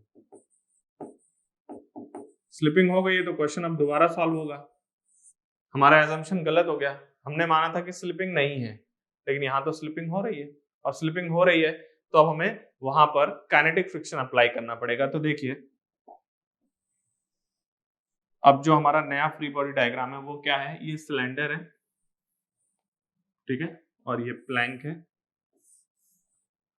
प्लैंक पर फोर्स F लग रहा है, वो 5 कैपिटल mg के इक्वल है, ठीक है, और फ्रिक्शन, अब जो यहाँ पर फ्रिक्शन पीछे की तरफ एक्ट करेगा वो काइनेटिक फ्रिक्शन एक्ट करेगा, और वो 2 कैपिटल mg/7, ओके, और यहाँ पे भी फ्रिक्शन आगे की तरफ 2 कैपिटल mg/7 एक्ट करेगा, ओके। तो इसके करस्पॉन्डिंग अब ये कुछ a एक्सेलरेशन रखेगा, कुछ एंगुलर एक्सेलरेशन अल्फा होगा, और इसका एक्सेलरेशन कुछ b होगा। क्वेश्चन में आपसे सिर्फ सिलेंडर के एक्सेलरेशन के बारे में पूछा गया है और अप्लाइड फ्रिक्शन के बारे में पूछा गया है। तो एक आंसर तो आपके पास ये है कि जो फ्रिक्शन एक्ट कर रहा है that is 2 capital mg/7, okay, और दूसरा आपको सिलेंडर का एक्सेलरेशन चाहिए, यानी उसके सेंटर ऑफ मास का एक्सेलरेशन आपको चाहिए। तो net external force horizontal direction में कितना एक्ट कर रहा है, दैट इज 2 कैपिटल mg/7, यानी F इक्वल्स टू ma। तो यहां से आपके पास एक्सेलरेशन कितना आएगा, दैट एक्सेलरेशन इज F/M। तो आपके पास F की वैल्यू है 2 capital mg/7 upon capital M। तो देखिए ये आपके पास एक्सेलरेशन आ गया है, the acceleration of centre of mass of cylinder is your 2g/7। Question में आपसे यही दोनों चीजें पूछी गई है, लेकिन अगर अब आपको एंगुलर एक्सेलरेशन चाहिए सपोज, तो सेंटर ऑफ मास के अबाउट आप टॉर्क लिखिए इस फ्रिक्शन का, जैसे मैंने वहां पे लिखा है, तो यहाँ से आप अल्फा एस्टिमेट कर सकते हैं। अगर आपको प्लैंक का एक्सेलरेशन चाहिए तो आगे की तरफ 5 mg, पीछे की तरफ 2 mg/7, that is equal to this minus this upon total mass, इसका मास 2m है, ओके। तो उसके करस्पॉन्डिंग आप एक्सेलरेशन भी एस्टिमेट कर सकते हैं। Next problem, question number 38। इस क्वेश्चन में आपसे कहा जा रहा है कि a particle which moves along the curve path shown passes point O with the speed of 12 meter per second and slows down to 5 meter per second at point A in a distance of 18 meter measured along the curve from O। देखिए आपको यहाँ पे provided है कि एक particle वो इस curve path को कवर कर रहा है, ठीक है, और वो O से जब पास करता है तो उसकी वेलोसिटी है 12 मीटर्स पर सेकंड, ओके, और उसके बाद O से लेके A तक आने में वो रिटार्ड होता हुआ उसकी स्पीड रह जाती है 5 मीटर्स पर सेकंड, मतलब A पॉइंट पे उसकी जो स्पीड है that is your 5 metres per second, ठीक है। अच्छा, O से लेके A तक की जो टोटल डिस्टेंस ट्रेवल्ड है वो आपको प्रोवाइडेड है, दैट इज 18 मीटर, ठीक है। तो क्वेश्चन आपसे कह रहा है the deceleration measured along the curve is proportional to the distance from point O। कह रहा है कि यहां से यहां तक जाने में जो डिसेलरेशन आया है ना वो किसके प्रोपोर्शनल है, O पॉइंट से उसने जितना डिस्टेंस ट्रेवल किया है उसके प्रोपोर्शनल है, ओके। तो कह रहा है if the total acceleration of the particle is 10 meters per second square on it passes A। तो आपसे कह रहा है कि जब ये A से पास करता है तो इसका एक्सेलरेशन आपके पास आ रहा है that is 10 meters per second square. तो आपको बताना है A पॉइंट पे रेडियस ऑफ कर्वेचर कितना होगा, ठीक है। तो देखिए ये सिचुएशन है मेरे पास, ये इस कर्व को फॉलो करता हुआ जा रहा है, ये आपका पॉइंट ए है, ओके।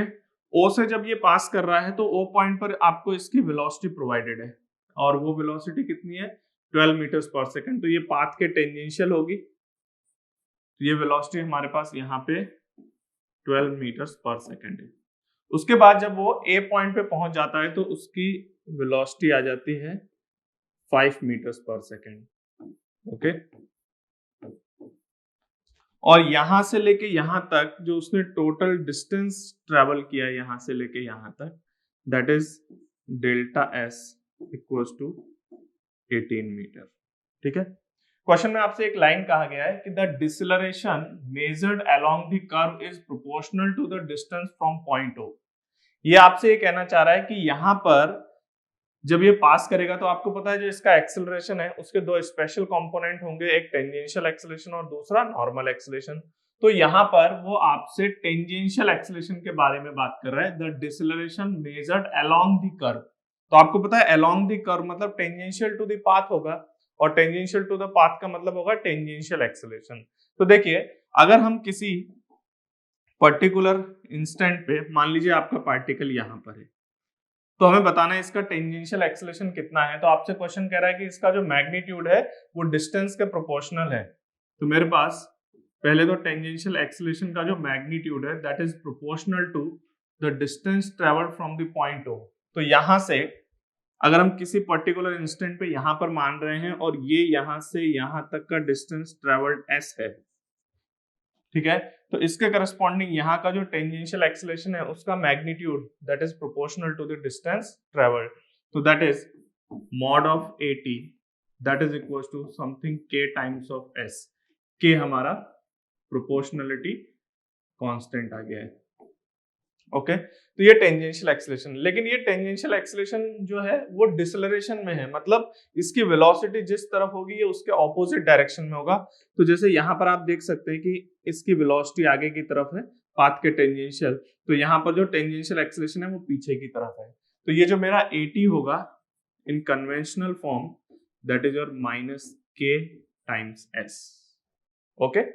तो देखिए आपको पता चल रहा है कि किसी इंस्टेंट पर उसके टेंजेंशियल एक्सेलरेशन का कोफिशिएंट कितना है, दैट इज -ks, ठीक है। अब देखिए जो हमारा टेंजेंशियल एक्सेलरेशन होता है वो क्या होता है, that is our v dv/ds। याद रखिएगा ये जो v है ना वो स्पीड है और s जो है वो डिस्टेंस फंक्शन है, that is equals to -k times of s, okay. तो देखिए ये जो एक्सप्रेशन है इसके करस्पॉन्डिंग मुझे पता है कि टोटल 18 मीटर डिस्टेंस ट्रेवल करने के बाद उसकी वेलोसिटी 12 से 5 हो गई है। तो हम इस एक्सप्रेशन का यूज करते हैं, तो मेरे पास क्या रिलेशन आ रहा है, v dv that is equals to -ks ds, ठीक है। तो हम इस एक्सप्रेशन को इंटीग्रेट करते हैं, यहां से इंटीग्रेशन करने पे क्या आएगा, तो देखिए इनिशियल उसकी जो वेलोसिटी है वो 12 मीटर्स पर सेकंड है, फाइनली वो 5 हो जाती है। कितना डिस्टेंस ट्रेवल करके, टोटल डिस्टेंस 18 मीटर ट्रेवल करने के बाद उसकी वेलोसिटी 12 से 5 हो जाती है। तो हम यहां से इस इंटीग्रेशन को परफॉर्म करके इस प्रोपोर्शनैलिटी कांस्टेंट को एस्टिमेट करेंगे। तो देखिए ये कितना आ रहा है, ये आ रहा है मेरे पास, आपको इंटीग्रेट करने पे v dv का इंटीग्रेशन आएगा v²/2 and the limit is from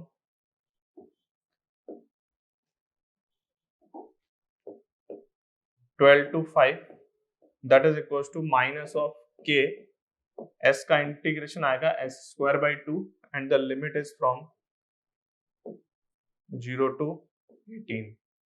तो देखिए इसको सॉल्व करते हैं, तो ये मेरे पास आ रहा है 5² -12² that is equals to -k 18², okay. यहाँ पर मैंने ये 2 से ये 2 कैंसिल आउट कर दिया है, तो यहाँ से मेरे पास k की वैल्यू आ रही है, तो this value of k is your, इसको सॉल्व करने पे आ रहा है that is 119 divided bye 18², okay. तो ये हमारे पास जो प्रोपोर्शनैलिटी कांस्टेंट है ना वो एस्टिमेट होकर आ गया है गिवन डेटा से। अब देखिए इस क्वेश्चन में आपको करना क्या है, इस क्वेश्चन में आपको बताना है जो ये वाला पॉइंट है ना ए, यहाँ पर आपको बताना है इसका रेडियस ऑफ कर्वेचर, मतलब पाथ का रेडियस ऑफ कर्वेचर कितना है। तो आपको पता है कि हमें रेडियस ऑफ कर्वेचर निकालने के लिए हमें नॉर्मल एक्सेलरेशन एस्टिमेट करना पड़ता है, और क्वेश्चन में आपको प्रोवाइडेड है कि जब पार्टिकल ए पॉइंट से पास कर रहा है तो वहां पर उसका नेट एक्सेलरेशन पता है। तो आपको पता है कि नेट एक्सेलरेशन आपको मालूम है इस पॉइंट पे, और आप क्या एस्टिमेट करना चाहते हो, यहाँ पर आप इसका नॉर्मल एक्सेलरेशन एस्टिमेट करना चाहते हो। तो एक बात बताइए, मेरे पास जो टेंजेंशियल एक्सेलरेशन का एक्सप्रेशन है, इससे हम इस ए पॉइंट का टेंजेंशियल एक्सेलरेशन एस्टिमेट कर सकते हैं। तो देखिए, टेंजेंशियल एक्सेलरेशन एट ए, तो ये जो आप एक्सप्रेशन देख रहे हैं ना, इसके ऊपर ए पॉइंट की कंडीशन लगा देते हैं। तो tangential acceleration at A point that is your minus of के इनटू एस। एस मतलब यहां तक का टोटल डिस्टेंस ट्रैवलिंग। तो आपको पता है ओ से लेके ए तक का जो डिस्टेंस ट्रैवलिंग है that is your 18 metre. Okay, और के की वैल्यू आप एस्टिमेट कर चुके हैं। तो यहां से आपके पास tangential component of acceleration estimate होके आ रहा है that is minus of 119 over 18 square multiply by 18। तो यहां से मेरे पास ए पॉइंट पर टेंजेंशियल एक्सेलरेशन का कोफिशिएंट आ रहा है that is 119 divided by 18 meters per second square. Okay, तो स्टूडेंट्स आपके पास टेंजेंशियल एक्सेलरेशन इस पॉइंट पर आ गया। ठीक है, नेगेटिव ये बता रहा है कि ये जो वेलोसिटी है उसके ऑपोजिट डायरेक्शन में है। तो देखिए यहाँ पर अगर मैं डायग्राम में शो करना चाहूँ तो मेरे पास यहाँ पर टेंजेंशियल एक्सेलरेशन वेक्टर की अगर हम बात करें तो वो वेलोसिटी के ऑपोजिट डायरेक्शन में है, और यहाँ पर नॉर्मल एक्सेलरेशन कुछ इस तरफ होगा, और इन दोनों से हमें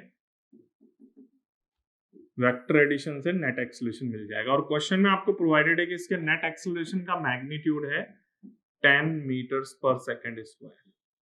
ठीक है, तो देखिए टेंजेंशियल कोफिशिएंट आ गया आपके पास एक्सेलरेशन का, और नॉर्मल एक्सेलरेशन निकालने के लिए टोटल आपके पास पता है। तो वेक्टोरियली क्या रिलेशन होता है, देखिए हमारे पास वेक्टोरियली रिलेशन होता है a vector equals to a t vector plus A n vector, ये होता है, और ये दोनों म्यूचुअली परपेंडिकुलर होते हैं।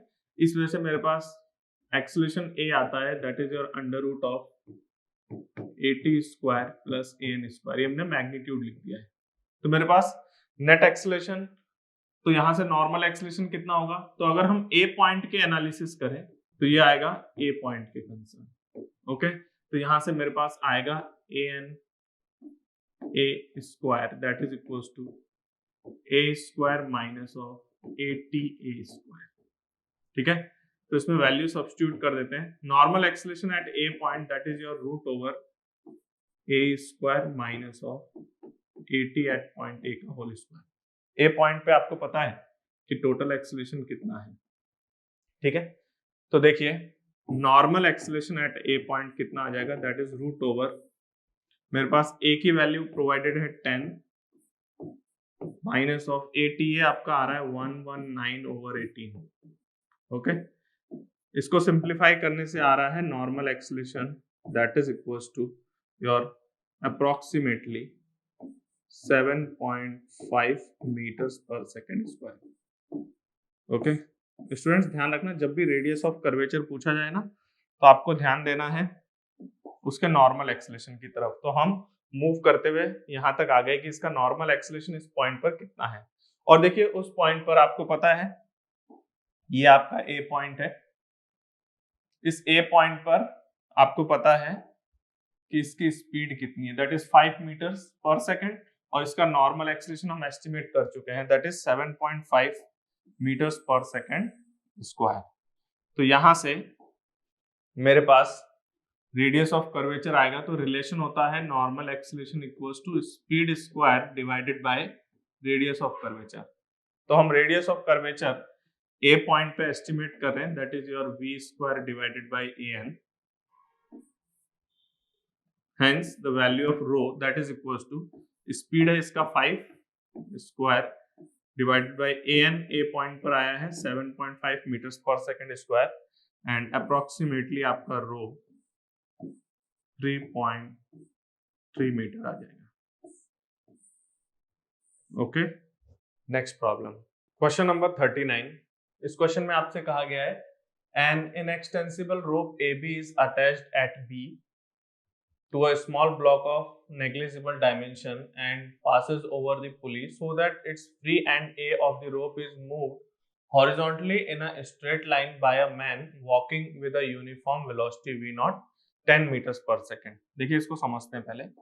इस क्वेश्चन में आपको प्रोवाइडेड है कि एक स्मॉल ब्लॉक जो है वो हमने रोप की हेल्प से हैंग किया हुआ है और यहाँ पर एक पर्सन है जो ये इस रोप के इस वाले एंड को यहाँ से मूव करके आगे ले जा रहा है। ठीक है, अब इसमें क्या सिचुएशन है कि ये पर्सन इसको कांस्टेंट वेलोसिटी से लेके जा रहा है और साथ के साथ आपको प्रोवाइडेड है कि यहां से लेके यहां तक की पुली तक की डिस्टेंस 15 मीटर है और ये हाइट आपको प्रोवाइडेड है, जो पर्सन जिस हाइट पे इसको पुल करके ले जा रहा है वो आपको प्रोवाइडेड है 5 मीटर। ठीक है, क्वेश्चन में आगे कहा गया है कि the man start from O at T equals to 0 and the block starts from ground. ठीक है, तो कह रहा है t इक्वल टू 0 पे पर्सन जो है वो O से शुरू कर रहा है, मतलब इस लोकेशन से। ठीक है, और जो ब्लॉक है वो ग्राउंड से शुरू कर रहा है, तो उसके करस्पॉन्डिंग आपको फाइंड आउट करना है the velocity of block B as a function of time t and the time required for the block to reach the pulley is. ठीक है, मैं आपको स्टार्टिंग से समझाता हूँ ये क्या कहना चाह रहा है। सिचुएशन कुछ ऐसी है कि इनिशियली ये आपके पास जैसे कि पुली है और ये यहाँ पर फिक्स्ड है और यहाँ से एक ब्लॉक नीचे की तरफ ग्राउंड पे रखा हुआ है। ठीक है, ब्लॉक बहुत छोटा है और यहाँ पर एक O पॉइंट आपको शो किया जा रहा है, तो यहाँ से जो O की डिस्टेंस है ये आपको क्वेश्चन में प्रोवाइडेड है 15 मीटर और ये जो आप थ्रेड देख रहे हैं इनिशियली थ्रेड इस तरह से है यहाँ पर। ठीक है, तो ये जो O है ना, ये O दोनों एक के ऊपर एक ही आप मान सकते हो, मतलब इस लोकेशन को आप एक ही मान ले। क्वेश्चन में कहा हुआ है आपसे कि जो पुली की साइज बहुत छोटी है, ये जो हाइट आपको गिवन है ये आपको गिवन है 5 मीटर। अब पर्सन क्या करता है, हॉरिजॉन्टल लेवल पे इसको आगे की तरफ पुल करता है with constant velocity v not. तो जैसे जैसे इसको आगे खींचा जाएगा ये ऊपर उठता जाएगा, तो ये तो कांस्टेंट वेलोसिटी से खींचा जा रहा है और ये यहाँ से ऊपर उठेगा, तो इसका मतलब पुली से ये कितना नीचे है, 20 मीटर नीचे है। तो फर्स्ट पार्ट पे तो आपको बताना है ब्लॉक बी की velocity as a function of time T. ठीक है, और उसके बाद सेकंड पार्ट में कितना टाइम लगेगा। तो देखिए एट एनी टाइम टी का अगर हम एनालिसिस करें तो इसको अगर हम आगे मूव करा के ले जाएंगे तो एट एनी टाइम टी तक ये कितना आगे पहुंच चुका होगा, एट एनी टाइम टी तक ये यहां से आगे जा चुका होगा v नॉट इंटू टी, क्योंकि ये कांस्टेंट वेलोसिटी से जा रहा है। और ऐसा होने पर जो ये थ्रेड है वो यहाँ पर इस तरह से हो जाएगा। मैं एट एनी टाइम टी की कंडीशन बात कर रहा हूँ, ये आगे v नॉट वेलोसिटी से जा रहा है और एट एनी टाइम टी तक ये डिस्प्लेसमेंट v नॉट टी आ चुका है और ये हाइट अगर आप देखें तो यहाँ से यहाँ तक की हाइट ये 15 मीटर है। ओके, अच्छा जब ये आगे बढ़ रहा होगा तो ये ब्लॉक ऊपर उठ रहा होगा, तो ये ब्लॉक यहाँ से कुछ ऊपर उठ चुका है एट एनी टाइम टी तक। तो मैं ग्रीन कलर से लोकेशन शो कर रहा हूं कि ब्लॉक जो है इतना ऊपर उठ चुका है। ठीक है, तो एट एनी टाइम टी की कंडीशन ये है। तो मान लेते हैं कि जो हमारा ब्लॉक है वो ऊपर इस इंस्टेंट पर उसकी वेलोसिटी v भी है और हमारा जो थ्रेड है उसके इस एंड की वेलोसिटी v नॉट आगे की तरफ है। ठीक है, तो देखिए मान लेते हैं कि ये एंगल हमारे पास थीटा है, तो यहां पर अगर आप देखें तो इस पॉइंट की वेलोसिटी हॉरिजॉन्टल में है, तो इसका कंपोनेंट इस डायरेक्शन में कितना आएगा, इस डायरेक्शन में जो कंपोनेंट आएगा वो होगा v नॉट cos थीटा। ठीक है, तो आप देख सकते हैं जो v नॉट वेलोसिटी है उसका कंपोनेंट इस डायरेक्शन में है v नॉट cos थीटा। तो ये जो थ्रेड है ये थ्रेड ये यहां से v naught cos theta rate से खींची जा रही है, इस रेट से खींची जा रही है। तो जिस रेट से थ्रेड इधर खींच रही है उसी रेट से ये ब्लॉक ऊपर उठेगा, क्योंकि यहाँ पर ये पुली आप स्टेशनरी देख रहे हैं, तो जिस रेट से इधर से थ्रेड आएगा उसी रेट से थ्रेड इधर जाएगा और इधर थ्रेड जाने का जो रेट है वो है आपका v नॉट cos थीटा। तो यहाँ से ऊपर जो ब्लॉक आ रहा है उसकी वेलोसिटी vb है, तो that vb that is equals to v naught cos theta. Okay, तो यहाँ पर हम ऐसा करते हैं, cos थीटा की वैल्यू रख देते हैं तो हमें पता चल जाएगा एट एनी टाइम t पर इसकी वेलोसिटी कितनी है। तो जैसे ये एंगल थीटा है तो ये एंगल भी आपका थीटा हो जाएगा। तो देखिए यहां से यहां तक की डिस्टेंस है v0 इंटू टी और ये है 15, तो यहाँ पर ये डिस्टेंस आएगा under root of 15 square plus v0 into T का होल स्क्वायर।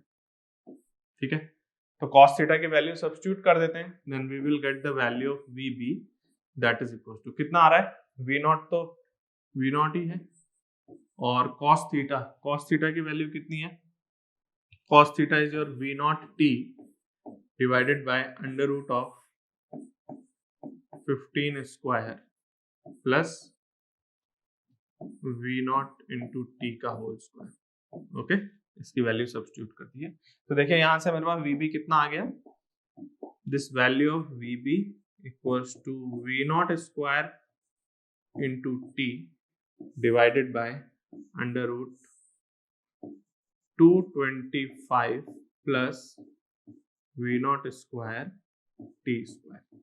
ओके स्टूडेंट्स, तो ये हमारे पास vb as a function of t आ गया। आप चाहें तो यहाँ पर v0 की वैल्यू आपको जो प्रोवाइडेड है that is 10 meters per second, तो आप यहाँ पर 10 मीटर्स पर सेकेंड v0 रख के इसको और थोड़ा सिंप्लीफाई कर सकते हैं। तो देखिए हमारे पास इसकी वेलोसिटी आ गई है, ब्लॉक की velocity at any time t पर कितनी है। ठीक है, तो देखिए जो ब्लॉक है ना ये ऊपर की तरफ मूव कर रहा है और उसकी वेलोसिटी आपको पता चल गई है कितनी है, ये वेलोसिटी है एट एनी टाइम t पर और ये वेलोसिटी डेफिनेटली वेरिएबल आपको दिखाई दे रही है। तो मुझे ये पता करना है कि ब्लॉक यहां से लेके यहां तक पहुंचने में कितना टाइम लेगा। तो मान लीजिए कि ब्लॉक यहां से किसी h डैश हाइट ऊपर है, तो इसका मतलब क्या हुआ, अगर h डैश हाइट ऊपर है तो इसके ऊपर जो वेलोसिटी आप देख रहे हैं, आपको एट एनी टाइम t पर इसकी वेलोसिटी पता है, तो आपको पता करना है कि यहां से लेके यहां तक पहुंचने में कितना टाइम लगेगा, मतलब टोटल 20 मीटर डिस्टेंस ट्रेवल करने में कितना टाइम लगेगा। तो देखिए हम लोग सेकंड पार्ट सॉल्व करते हैं। तो हमारे पास vb आपको प्रोवाइडेड है और यहाँ पर अगर आप देख रहे हैं कि ये हाइट h डैश है तो यहाँ पर vb को आप लिख सकते हैं that is your dh dash by dt। Okay, तो मैं इसको यहाँ सब्स्टिट्यूट करके बस इंटीग्रेशन परफॉर्म करूंगा, वहां से मेरे पास टाइम एस्टिमेट होगा। तो देखिए ये आपको गिवन है dh dash by dt that is equals to कितना है, v0 square t upon under root of 225 plus v0 square T square. ठीक है, ये एक्सप्रेशन दिया हुआ है तो इसको हम लोग इंटीग्रेशन में इन्वॉल्व करते हैं, तो मेरे पास रिलेशन आएगा dh dash that is equals to v0 square t divided by under root 225 plus v0 square t square dt। Okay, तो t इक्वल टू 0 पे कहां पर है आपका पार्टिकल, t इक्वल टू 0 पे जो ब्लॉक b है वो ग्राउंड पर है, तो उसकी जो h डैश है वो 0 है ना, और उसके बाद आपको पता है टोटल हाइट कितनी है, 5 तो ये है और ऊपर 15 है, तो टोटल हाइट कितनी है दैट इज योर 20 मीटर। तो यहाँ पर h डैश 20 मीटर रख देते हैं। तो बस इसको सिंप्लीफाई करना है, t इक्वल टू 0 से एट एनी टाइम t पर वहां पर रीच कर जाएगा। लेफ्ट हैंड साइड का इंटीग्रेशन आएगा हमारे पास 20। ठीक है, दैट इज इक्वल टू, अब इस राइट हैंड साइड के इंटीग्रेशन को सॉल्व करने के लिए मैं क्या कर रहा हूं, यहाँ पर 225 plus v0 square T square, इसको मैंने एज्यूम कर लिया z स्क्वायर। ओके, तो इसको डिफरेंशिएट करते हैं तो क्या आएगा, इसका differentiation 0 plus v0 square 2t dt, t square का differentiation 2t that is equals to 2z dz। Okay, तो यहां से मेरे पास क्या आएगा, यहां से सॉल्व करने पे आ रहा है v0 square t dt equals to z dz। Okay, तो यहाँ पर सब्स्टिट्यूट करते हैं तो देखिए राइट हैंड साइड में क्या इंटीग्रेशन है, v0 square t dt, v0 square t dt किसके इक्वल है, z dz upon under root of z square. अब z की लिमिट भी रख देते हैं, तो देखिए जब आपके पास इस पॉइंट पर अगर आप देखिए तो t की वैल्यू 0 है, तो जब आप t इक्वल टू 0 सब्स्टिट्यूट करेंगे यहाँ पे ठीक है। तो t इक्वल टू 0 सब्स्टिट्यूट करने पे आएगा z स्क्वायर इक्वल टू 225। तो z की जो लिमिट आएगी वो आएगी आपके पास 15। इसके बाद जब आप एट एनी टाइम t रखेंगे तो z की वैल्यू आएगी under root of 225 plus we naught square T square. तो root over 225 plus we naught square T square. ठीक है, तो इस इंटीग्रेशन को सॉल्व करते हैं। तो मेरे पास लेफ्ट हैंड साइड में 20 है, दैट इज इक्वल्स टू, यहाँ पर आपका बन रहा है integration from 15 to root over 225 plus we naught square T square. यहाँ पर आएगा z से z कैंसिल आउट dz। ठीक है, तो इसको परफॉर्म करते हैं। तो लेफ्ट हैंड साइड में तो मेरा 20 है और राइट हैंड साइड में इसका इंटीग्रेशन आएगा z, और आप इसके लिमिट रख सकते हैं, that is from 15 to under root of 225 plus we naught square T square.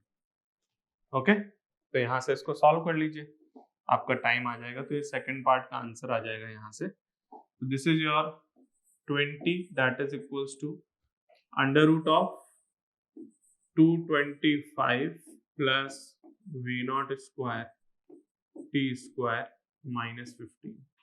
Okay, तो बस इसको सिंप्लीफाई करना है अब। दिस इज योर 35, मैं स्क्वायर भी कर दे रहा हूँ, 35 square that is equals to 225 plus we naught square T square. तो बस यहाँ से सॉल्व कर लीजिए। तो यह आएगा आपका 1225 that is equals to 225 plus we naught आपको गिवन है 10 का whole square into T square. तो यहाँ से सॉल्व कर देते हैं, क्या आ रहा है देखिए, लेफ्ट हैंड साइड में आएगा 1000, तो 100 T square that is equals to 1000 and the value of time t that is under root 10 second. Okay, तो स्टूडेंट्स जो आपका ब्लॉक है वो रूट 10 सेकेंड में ग्राउंड से ऊपर पुली तक पहुंच जाएगा। Okay, next problem, question number 40। इस क्वेश्चन में आपसे कहा गया है a particle is projected horizontally along the interior of a smooth hemispherical bowl at rest of radius capital R at an angle theta naught with vertical. Question ये कह रहा है आपसे कि जैसे आपके पास एक बाउल है, ठीक है, जैसे ये बाउल है, तो यहाँ पर ये जो बाउल है ये फिक्स्ड है और ये स्मूथ है। इसके जो ये वर्टिकल आप देख रहे हैं, इससे एट एन एंगल थीटा पर यहाँ पर एक पार्टिकल है। ओके, और इस पार्टिकल को हमने हॉरिजॉन्टली प्रोजेक्ट किया है। जैसे आप देख सकते हो कि ये जो सिचुएशन है, ये वर्टिकल है तो ये हॉरिजॉन्टल ऐसे होगा, तो यहाँ पर इसको वेलोसिटी आपने हॉरिजॉन्टली प्रोवाइड की है। जैसे ये हॉरिजॉन्टल लेवल है तो उस हॉरिजॉन्टल लेवल पे इस तरह से वेलोसिटी प्रोवाइड की गई, तो यहाँ पर जो आपने उसको वेलोसिटी प्रोवाइड की है वो हॉरिजॉन्टली प्रोवाइड की है। ठीक है, find the initial speed v naught required for the particle to just reach at the top of the bowl.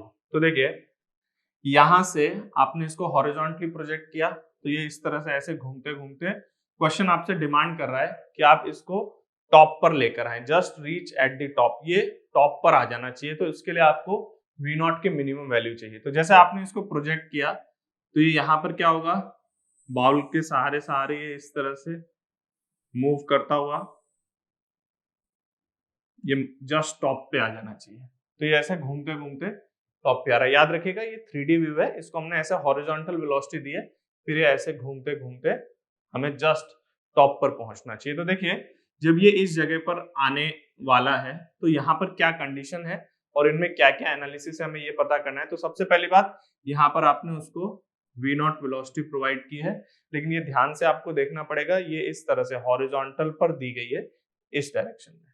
ठीक है, तो ये v नॉट वेलोसिटी प्रोवाइड की है, इस तरह से चलते चलते चलते ही यहाँ पे आ गया। तो देखिए जस्ट यहाँ पे रीच करने का मतलब ये हुआ कि अगर हम इसको फाइनल लोकेशन की बात कर रहे हैं तो यहाँ पर जस्ट रीच करने का मतलब, तो आप यहाँ पे एक बात समझ सकते हैं कि जो ये मूव करता हुआ जा रहा है ना, तो जब जब भी इसकी वेलोसिटी का कंपोनेंट वर्टिकल के अलोंग होगा, देखिए सबसे पहले इस पार्टिकल का कंस्ट्रेंट क्या है, ये इसको टच करके चलेगा, तो इसकी वेलोसिटी आप जब भी बनाएंगे वो इस बाउल के जिस भी पॉइंट पर है उसके टेंजेंशियल आपको वेलोसिटी बनानी पड़ेगी, और उस वेलोसिटी के स्पेसिफाइड कंपोनेंट्स आप बना सकते हो।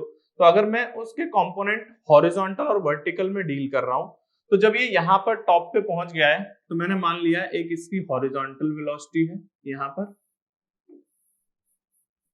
ठीक है, इसको मैंने मान लिया v1, और थोड़ी देर के लिए हम एज्यूम कर रहे हैं कि इसके पास कोई वर्टिकल वेलोसिटी भी है।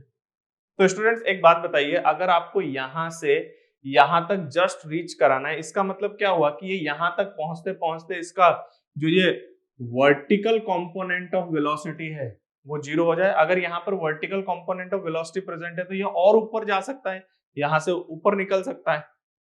तो आपको यहां से जस्ट इसके टॉप तक पहुंचाना है। तो जस्ट टॉप का मतलब क्या हुआ कि इस टॉप वाली लोकेशन पे भी इसकी जो नेट वेलोसिटी है वो हॉरिजॉन्टल के अलोंग होनी चाहिए, ठीक है। तो ये भी हॉरिजॉन्टल के अलोंग वेलोसिटी आएगी और ये भी हॉरिजॉन्टल के अलोंग प्रोवाइडेड है। कहां से प्रोवाइडेड है? At an angle theta naught from the vertical part, ठीक है। तो देखिए, तो यहां पर आप देख सकते हैं कि इसका vertical component of velocity zero होना चाहिए, मतलब यहाँ पे भी इसकी वेलोसिटी हॉरिजॉन्टल है और यहाँ पे भी इसकी वेलोसिटी हॉरिजॉन्टल है। तो देखिए, सबसे पहली बात, जब ये यहां से ऊपर उठता जाएगा तो इस पार्टिकल पे कौन कौन से फोर्स एक्ट करेंगे। तो जैसे सपोज मैं इस लोकेशन पे बनाता हूं, तो इस पार्टिकल पे एक फोर्स तो एक्ट करेगा mg, इसका वेट, और दूसरा फोर्स इसके ऊपर एक्ट करेगा नॉर्मल रिएक्शन, जो बाउल के सेंटर की तरफ जाएगा। ओके, तो स्टूडेंट्स जो ये नॉर्मल रिएक्शन है, अगर हम इसकी बात करें तो ये जो बाउल है ना उसके सरफेस के नॉर्मल की तरफ रहेगा, और जो पार्टिकल की वेलोसिटी है वो सरफेस के टेंजेंशियल रहेगी। तो आप किसी भी लोकेशन पे बात कर लें, हर जगह पे नॉर्मल रिएक्शन जो है वो perpendicular to the surface of bowl है और velocity tangential to the bowl है। तो हर इंस्टेंट पर नॉर्मल रिएक्शन और वहां की वेलोसिटी मतलब उस जगह का एलिमेंट्री डिस्प्लेसमेंट, ये हमेशा म्यूचुअली परपेंडिकुलर होगा।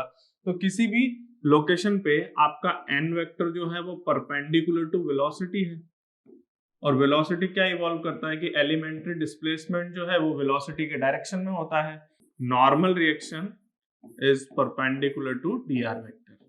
ओके, तो अगर हम elementary work done by normal reaction estimate करें तो वो कितना होगा n डॉट dr,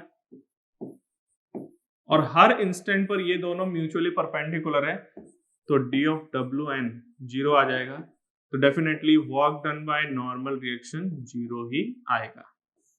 क्लियर है सबको? इस लोकेशन से इस लोकेशन तक आने में अगर हम वर्क डन की बात करें तो नॉर्मल रिएक्शन का कोई वर्क डन नहीं है, सिर्फ यहाँ पर mg का वर्क है।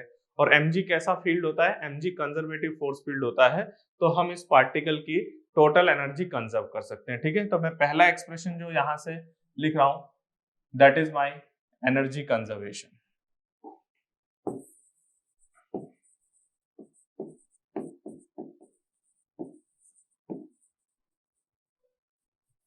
Conservation of energy, total mechanical energy conserve करें तो देखिए इनिशियल लोकेशन यहाँ पर इसकी काइनेटिक एनर्जी कितनी है?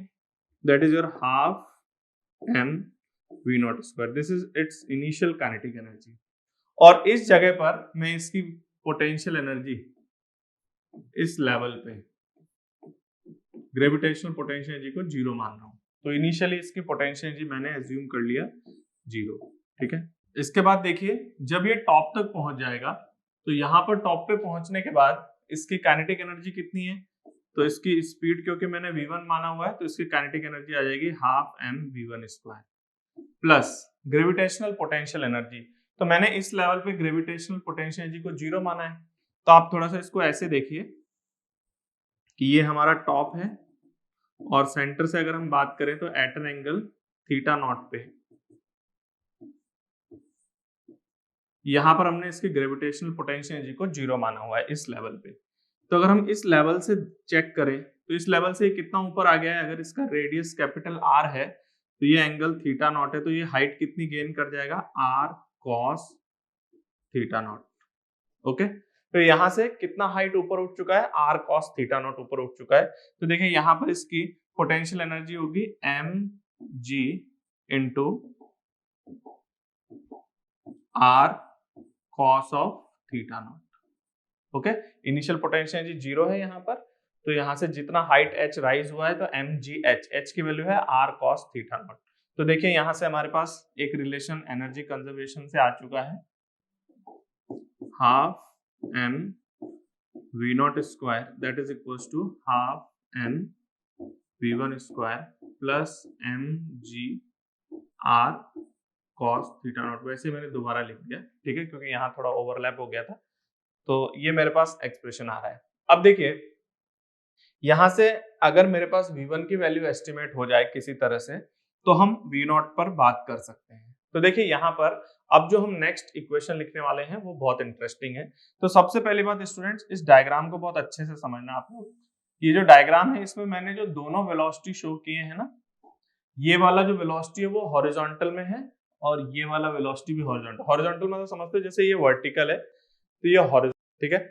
तो इनिशियल लेवल पे ऐसे हॉरिजॉन्टल में वेलोसिटी है और फाइनल लेवल पे मैंने कुछ ऐसे हॉरिजॉन्टल में वेलोसिटी शो किया हुआ है, लेकिन दोनों हॉरिजॉन्टल में ही है। तो देखिए जब ये पार्टिकल आपका यहां से यहां तक चल के गया है तो इसके ऊपर दो फोर्सेस एक्ट कर रहे हैं, एक नॉर्मल रिएक्शन और एक mg, ठीक है। तो अब इस चीज को बहुत ध्यान से समझिएगा, है ना, इंटरेस्टिंग है। ये जो आप अपना वर्टिकल एक्सिस देख रहे हैं, तो मैं बात कर रहा हूं अबाउट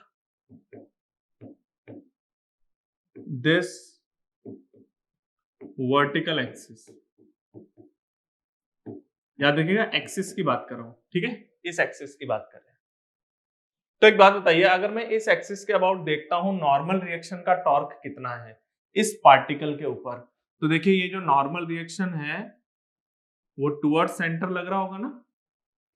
तो सेंटर के करस्पॉन्डिंग आपको पता है सेंटर पे लगने का मतलब क्या है कि ये नॉर्मल रिएक्शन इस एक्सिस से पास करेगा। तो अगर कोई फोर्स अगर एक्सिस से पास कर जाए तो उस फोर्स का टॉर्क एक्सिस के अबाउट 0 आता है। तो यहां पर ध्यान रखिएगा मैं इस वर्टिकल एक्सिस के अबाउट बात कर रहा हूं, तो about the vertical axis torque of normal reaction is 0। Interesting है क्योंकि नॉर्मल रिएक्शन कहां पास कर रहा है, एक्सिस से पास कर रहा है। और दूसरा देखते हैं mg के बारे में बात करते हैं। mg का टॉर्क एस्टिमेट करते हैं तो mg लग रहा है वर्टिकली डाउनवर्ड। ध्यान से समझिएगा, ये आपका एक्सिस है, तो इस एक्सिस से अगर हम देखें तो ये मेरा r वेक्टर हो जाएगा टॉर्क एस्टिमेट करने के लिए। टॉर्क अबाउट द एक्सिस ये r वेक्टर है। तो देखिए r वेक्टर राइट में है और mg नीचे की तरफ है, ठीक है, और एक्सिस ऐसे है तो mg नीचे है। तो देखिए आपके पास ये r वेक्टर इस तरफ है और mg नीचे की तरफ है, तो r क्रॉस f यानी ये अंदर की तरफ जाएगा। इसका मतलब ये जो आप एक्सिस देख रहे हैं तो इस mg का टॉर्क जो है वो एक्सिस के परपेंडिकुलर है। ये आपका एक्सिस है r क्रॉस f, ये एक्सिस के परपेंडिकुलर जा रहा है इस तरह से। तो ये एक्सिस के परपेंडिकुलर का मतलब है इस टॉर्क का कंपोनेंट अलोंग द एक्सिस 0 है। इसका मतलब torque of mg about the axis, ध्यान रखिएगा मैं वर्टिकल एक्सिस के अबाउट बात कर रहा हूं, तो टॉर्क ऑफ mg ऑल्सो 0 है ना। इंटरेस्टिंग चीज, इस वर्टिकल एक्सिस के अबाउट नॉर्मल रिएक्शन का टॉर्क 0 है क्योंकि नॉर्मल रिएक्शन एक्सिस से पास कर रहा है। और mg का टॉर्क क्यों 0 है, क्योंकि r क्रॉस mg जो है वो एक्सिस के परपेंडिकुलर है। तो अगर एक्सिस के परपेंडिकुलर तो उसका कंपोनेंट एक्सिस पे लाओगे तो वो 0 आएगा। तो about the vertical axis mg का टॉर्क भी 0 है और नॉर्मल रिएक्शन का भी टॉर्क 0 है। इसका मतलब हम जिस एक्सिस के अबाउट बात कर रहे हैं उस एक्सिस के अबाउट पार्टिकल पे जो नेट फोर्स लग रहा है उसका टॉर्क 0 है। इसका मतलब पार्टिकल का एंगुलर मोमेंटम उस एक्सिस के अबाउट कंजर्व किया जा सकता है। तो हम अबाउट वर्टिकल एक्सिस हम बात कर रहे हैं कंजर्वेशन ऑफ एंगुलर मोमेंटम।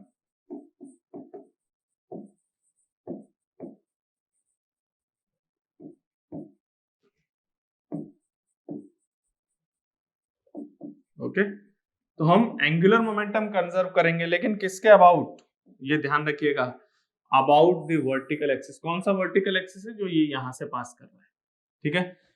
तो एक बात बताइए, मुझे इस एक्सिस के अबाउट एंगुलर मोमेंटम चाहिए, तो बहुत आराम से समझिएगा, ये वर्टिकल एक्सिस है, इसका इनिशियल एंगुलर मोमेंटम, तो इनिशियली देखिए जो वेलोसिटी है वो v0 है ना, और वो हॉरिजॉन्टल में है। तो अगर आप टेक्निकली देखेंगे तो ये एक्सिस है और ये वेलोसिटी है, तो ये वेलोसिटी जो है इस तरह से है। तो अगर हम इसके बारे में बात करें तो आर वेक्टर इधर होगा, ये एक्सिस है, तो एक्सिस से आर वेक्टर इधर हो जाएगा, इसको इधर ही समझते हैं। ये एक्सिस है, आर वेक्टर इधर है और वेलोसिटी परपेंडिकुलर अंदर की तरफ है। तो आर क्रॉस एमवी, एमवी अंदर की तरफ है, तो आर क्रॉस एमवी ये एक्सिस के अलाउंग आएगा। कितना आएगा उसकी वैल्यू, तो आर आपके पास कितना है, ये वाला आर चाहिए आपको, तो चलिए मैं इसको भी आर ही लिख देता हूं, आर वेक्टर का मैग्नीट्यूड, ठीक है, इनटू यहां पर इसका मोमेंटम है m इंटू वी नॉट, ठीक है, ये आर्म हो गई उस एक्सिस के करस्पॉन्डिंग और ये m इंटू वी नॉट। ये आर की वैल्यू कितनी है वो भी हम एस्टिमेट कर लेंगे, ये आप देख लीजिए डायरेक्टली। ये देखिए ये आपको डिस्टेंस चाहिए ना, ये कैपिटल आर है सेंटर से, तो ये आर का ये जो कंपोनेंट आप देख रहे थे वो आर कॉस थीटा नॉट था, तो ये जो आप देखेंगे ये वाला कंपोनेंट, ये डिस्टेंस ये होगा R sine theta naught. Okay, ये आर का मैग्नीट्यूड है आर साइन थीटा नॉट, पहला आ गया, that is equals to final angular momentum. Final angular momentum आप ऐसे देखिए, ये एक्सिस है, ये मैंने कहीं पीछे ऐसे माना हुआ है, ये कहीं भी टॉप लेवल पे कहीं पे भी हो सकता है, इसकी वेलोसिटी ऐसे हॉरिजॉन्टल में है, तो हॉरिजॉन्टल वेलोसिटी है, एक्सिस आपका वर्टिकल है, यहां से आर वेक्टर। तो सबसे पहली बात जो ये टॉप है, टॉप के लिए जो हमारा एक्सिस से डिस्टेंस होगा, तो ये एक्सिस है और ये टॉप है, तो टॉप से एक्सिस की जो दूरी होगी वो कैपिटल आर रेडियस के बराबर होगी, और वही इस मोमेंटम की आर्म है फॉर द एक्सिस। तो हमारे पास यहाँ पर टॉप मोस्ट पॉइंट पर एंगुलर मोमेंटम आएगा r into M V one, मैंने ऊपर वाले पॉइंट की वेलोसिटी को v1 माना है। तो ये इसका एंगुलर मोमेंटम कंजर्वेशन का एक्सप्रेशन है, ध्यान से समझिएगा, ये r जो है ये इसका डिस्टेंस है और m v नॉट जो है बोर्ड के प्लेन के परपेंडिकुलर है, तो इस तरह से 90 डिग्री बनता हुआ ये एक्सप्रेशंस लिखे जाएंगे, ठीक है। तो ये आपका एक रिलेशन है कंजर्वेशन ऑफ एंगुलर मोमेंटम, दूसरा रिलेशन है कंजर्वेशन ऑफ एनर्जी। आपसे क्वेश्चन में पूछा गया है कि v नॉट की मिनिमम वैल्यू क्या होनी चाहिए, तो मिनिमम के लिए ही हमने इस v1 को हॉरिजॉन्टल में रखा है, इसके वर्टिकल कंपोनेंट को हमने 0 कर दिया है, ठीक है। तो अब हम लोग बस सॉल्व कर लेते हैं। यहां पर पहले स्मॉल r का मैग्नीट्यूड रख देते हैं, this is your r sine theta naught m into V naught, that is equal to capital R m v1। तो यहां से सॉल्व करने पे मेरे पास v1 आ रहा है, that is v naught sine theta naught. Okay, अब इस v1 की वैल्यू को इस एक्सप्रेशन में हम सब्स्टिट्यूट कर देते हैं, यहां से हमारे पास v नॉट आएगा, तो that is your half m v naught square, that is equal to half m v1 कितना है हमारे पास, v naught sine theta naught का whole square plus m g r cos theta naught. बस अब इसको सिंप्लीफाई करना है, तो जो कैंसिल आउट हो रहे हैं उसको मैं कैंसिल कर रहा हूँ। इधर लिखा हुआ है आपके पास v naught square minus of v naught square sine square theta naught equal to 2gr cos theta naught, ठीक है। बस इसको सिंप्लीफाई कर दीजिए, आपके पास वी नॉट की वैल्यू आ गई है, that value is your v naught square 1 minus sine square theta naught would be cos square theta naught, that is equals to 2gr cos theta naught। तो एक cos theta naught से एक cos theta naught cancel out हो जाएगा, तो ये cancel हो गया, तो यहां से मेरे पास v नॉट आ रहा है, that v naught equals to under root 2gr divided by cos theta naught। यही वो मिनिमम स्पीड है जिससे प्रोजेक्ट करने पे वो जस्ट टॉप तक रीच कर जाएगा। ओके स्टूडेंट्स, इस वीडियो के हमारे 5 क्वेश्चंस कंप्लीट होते हैं। Thank you for watching.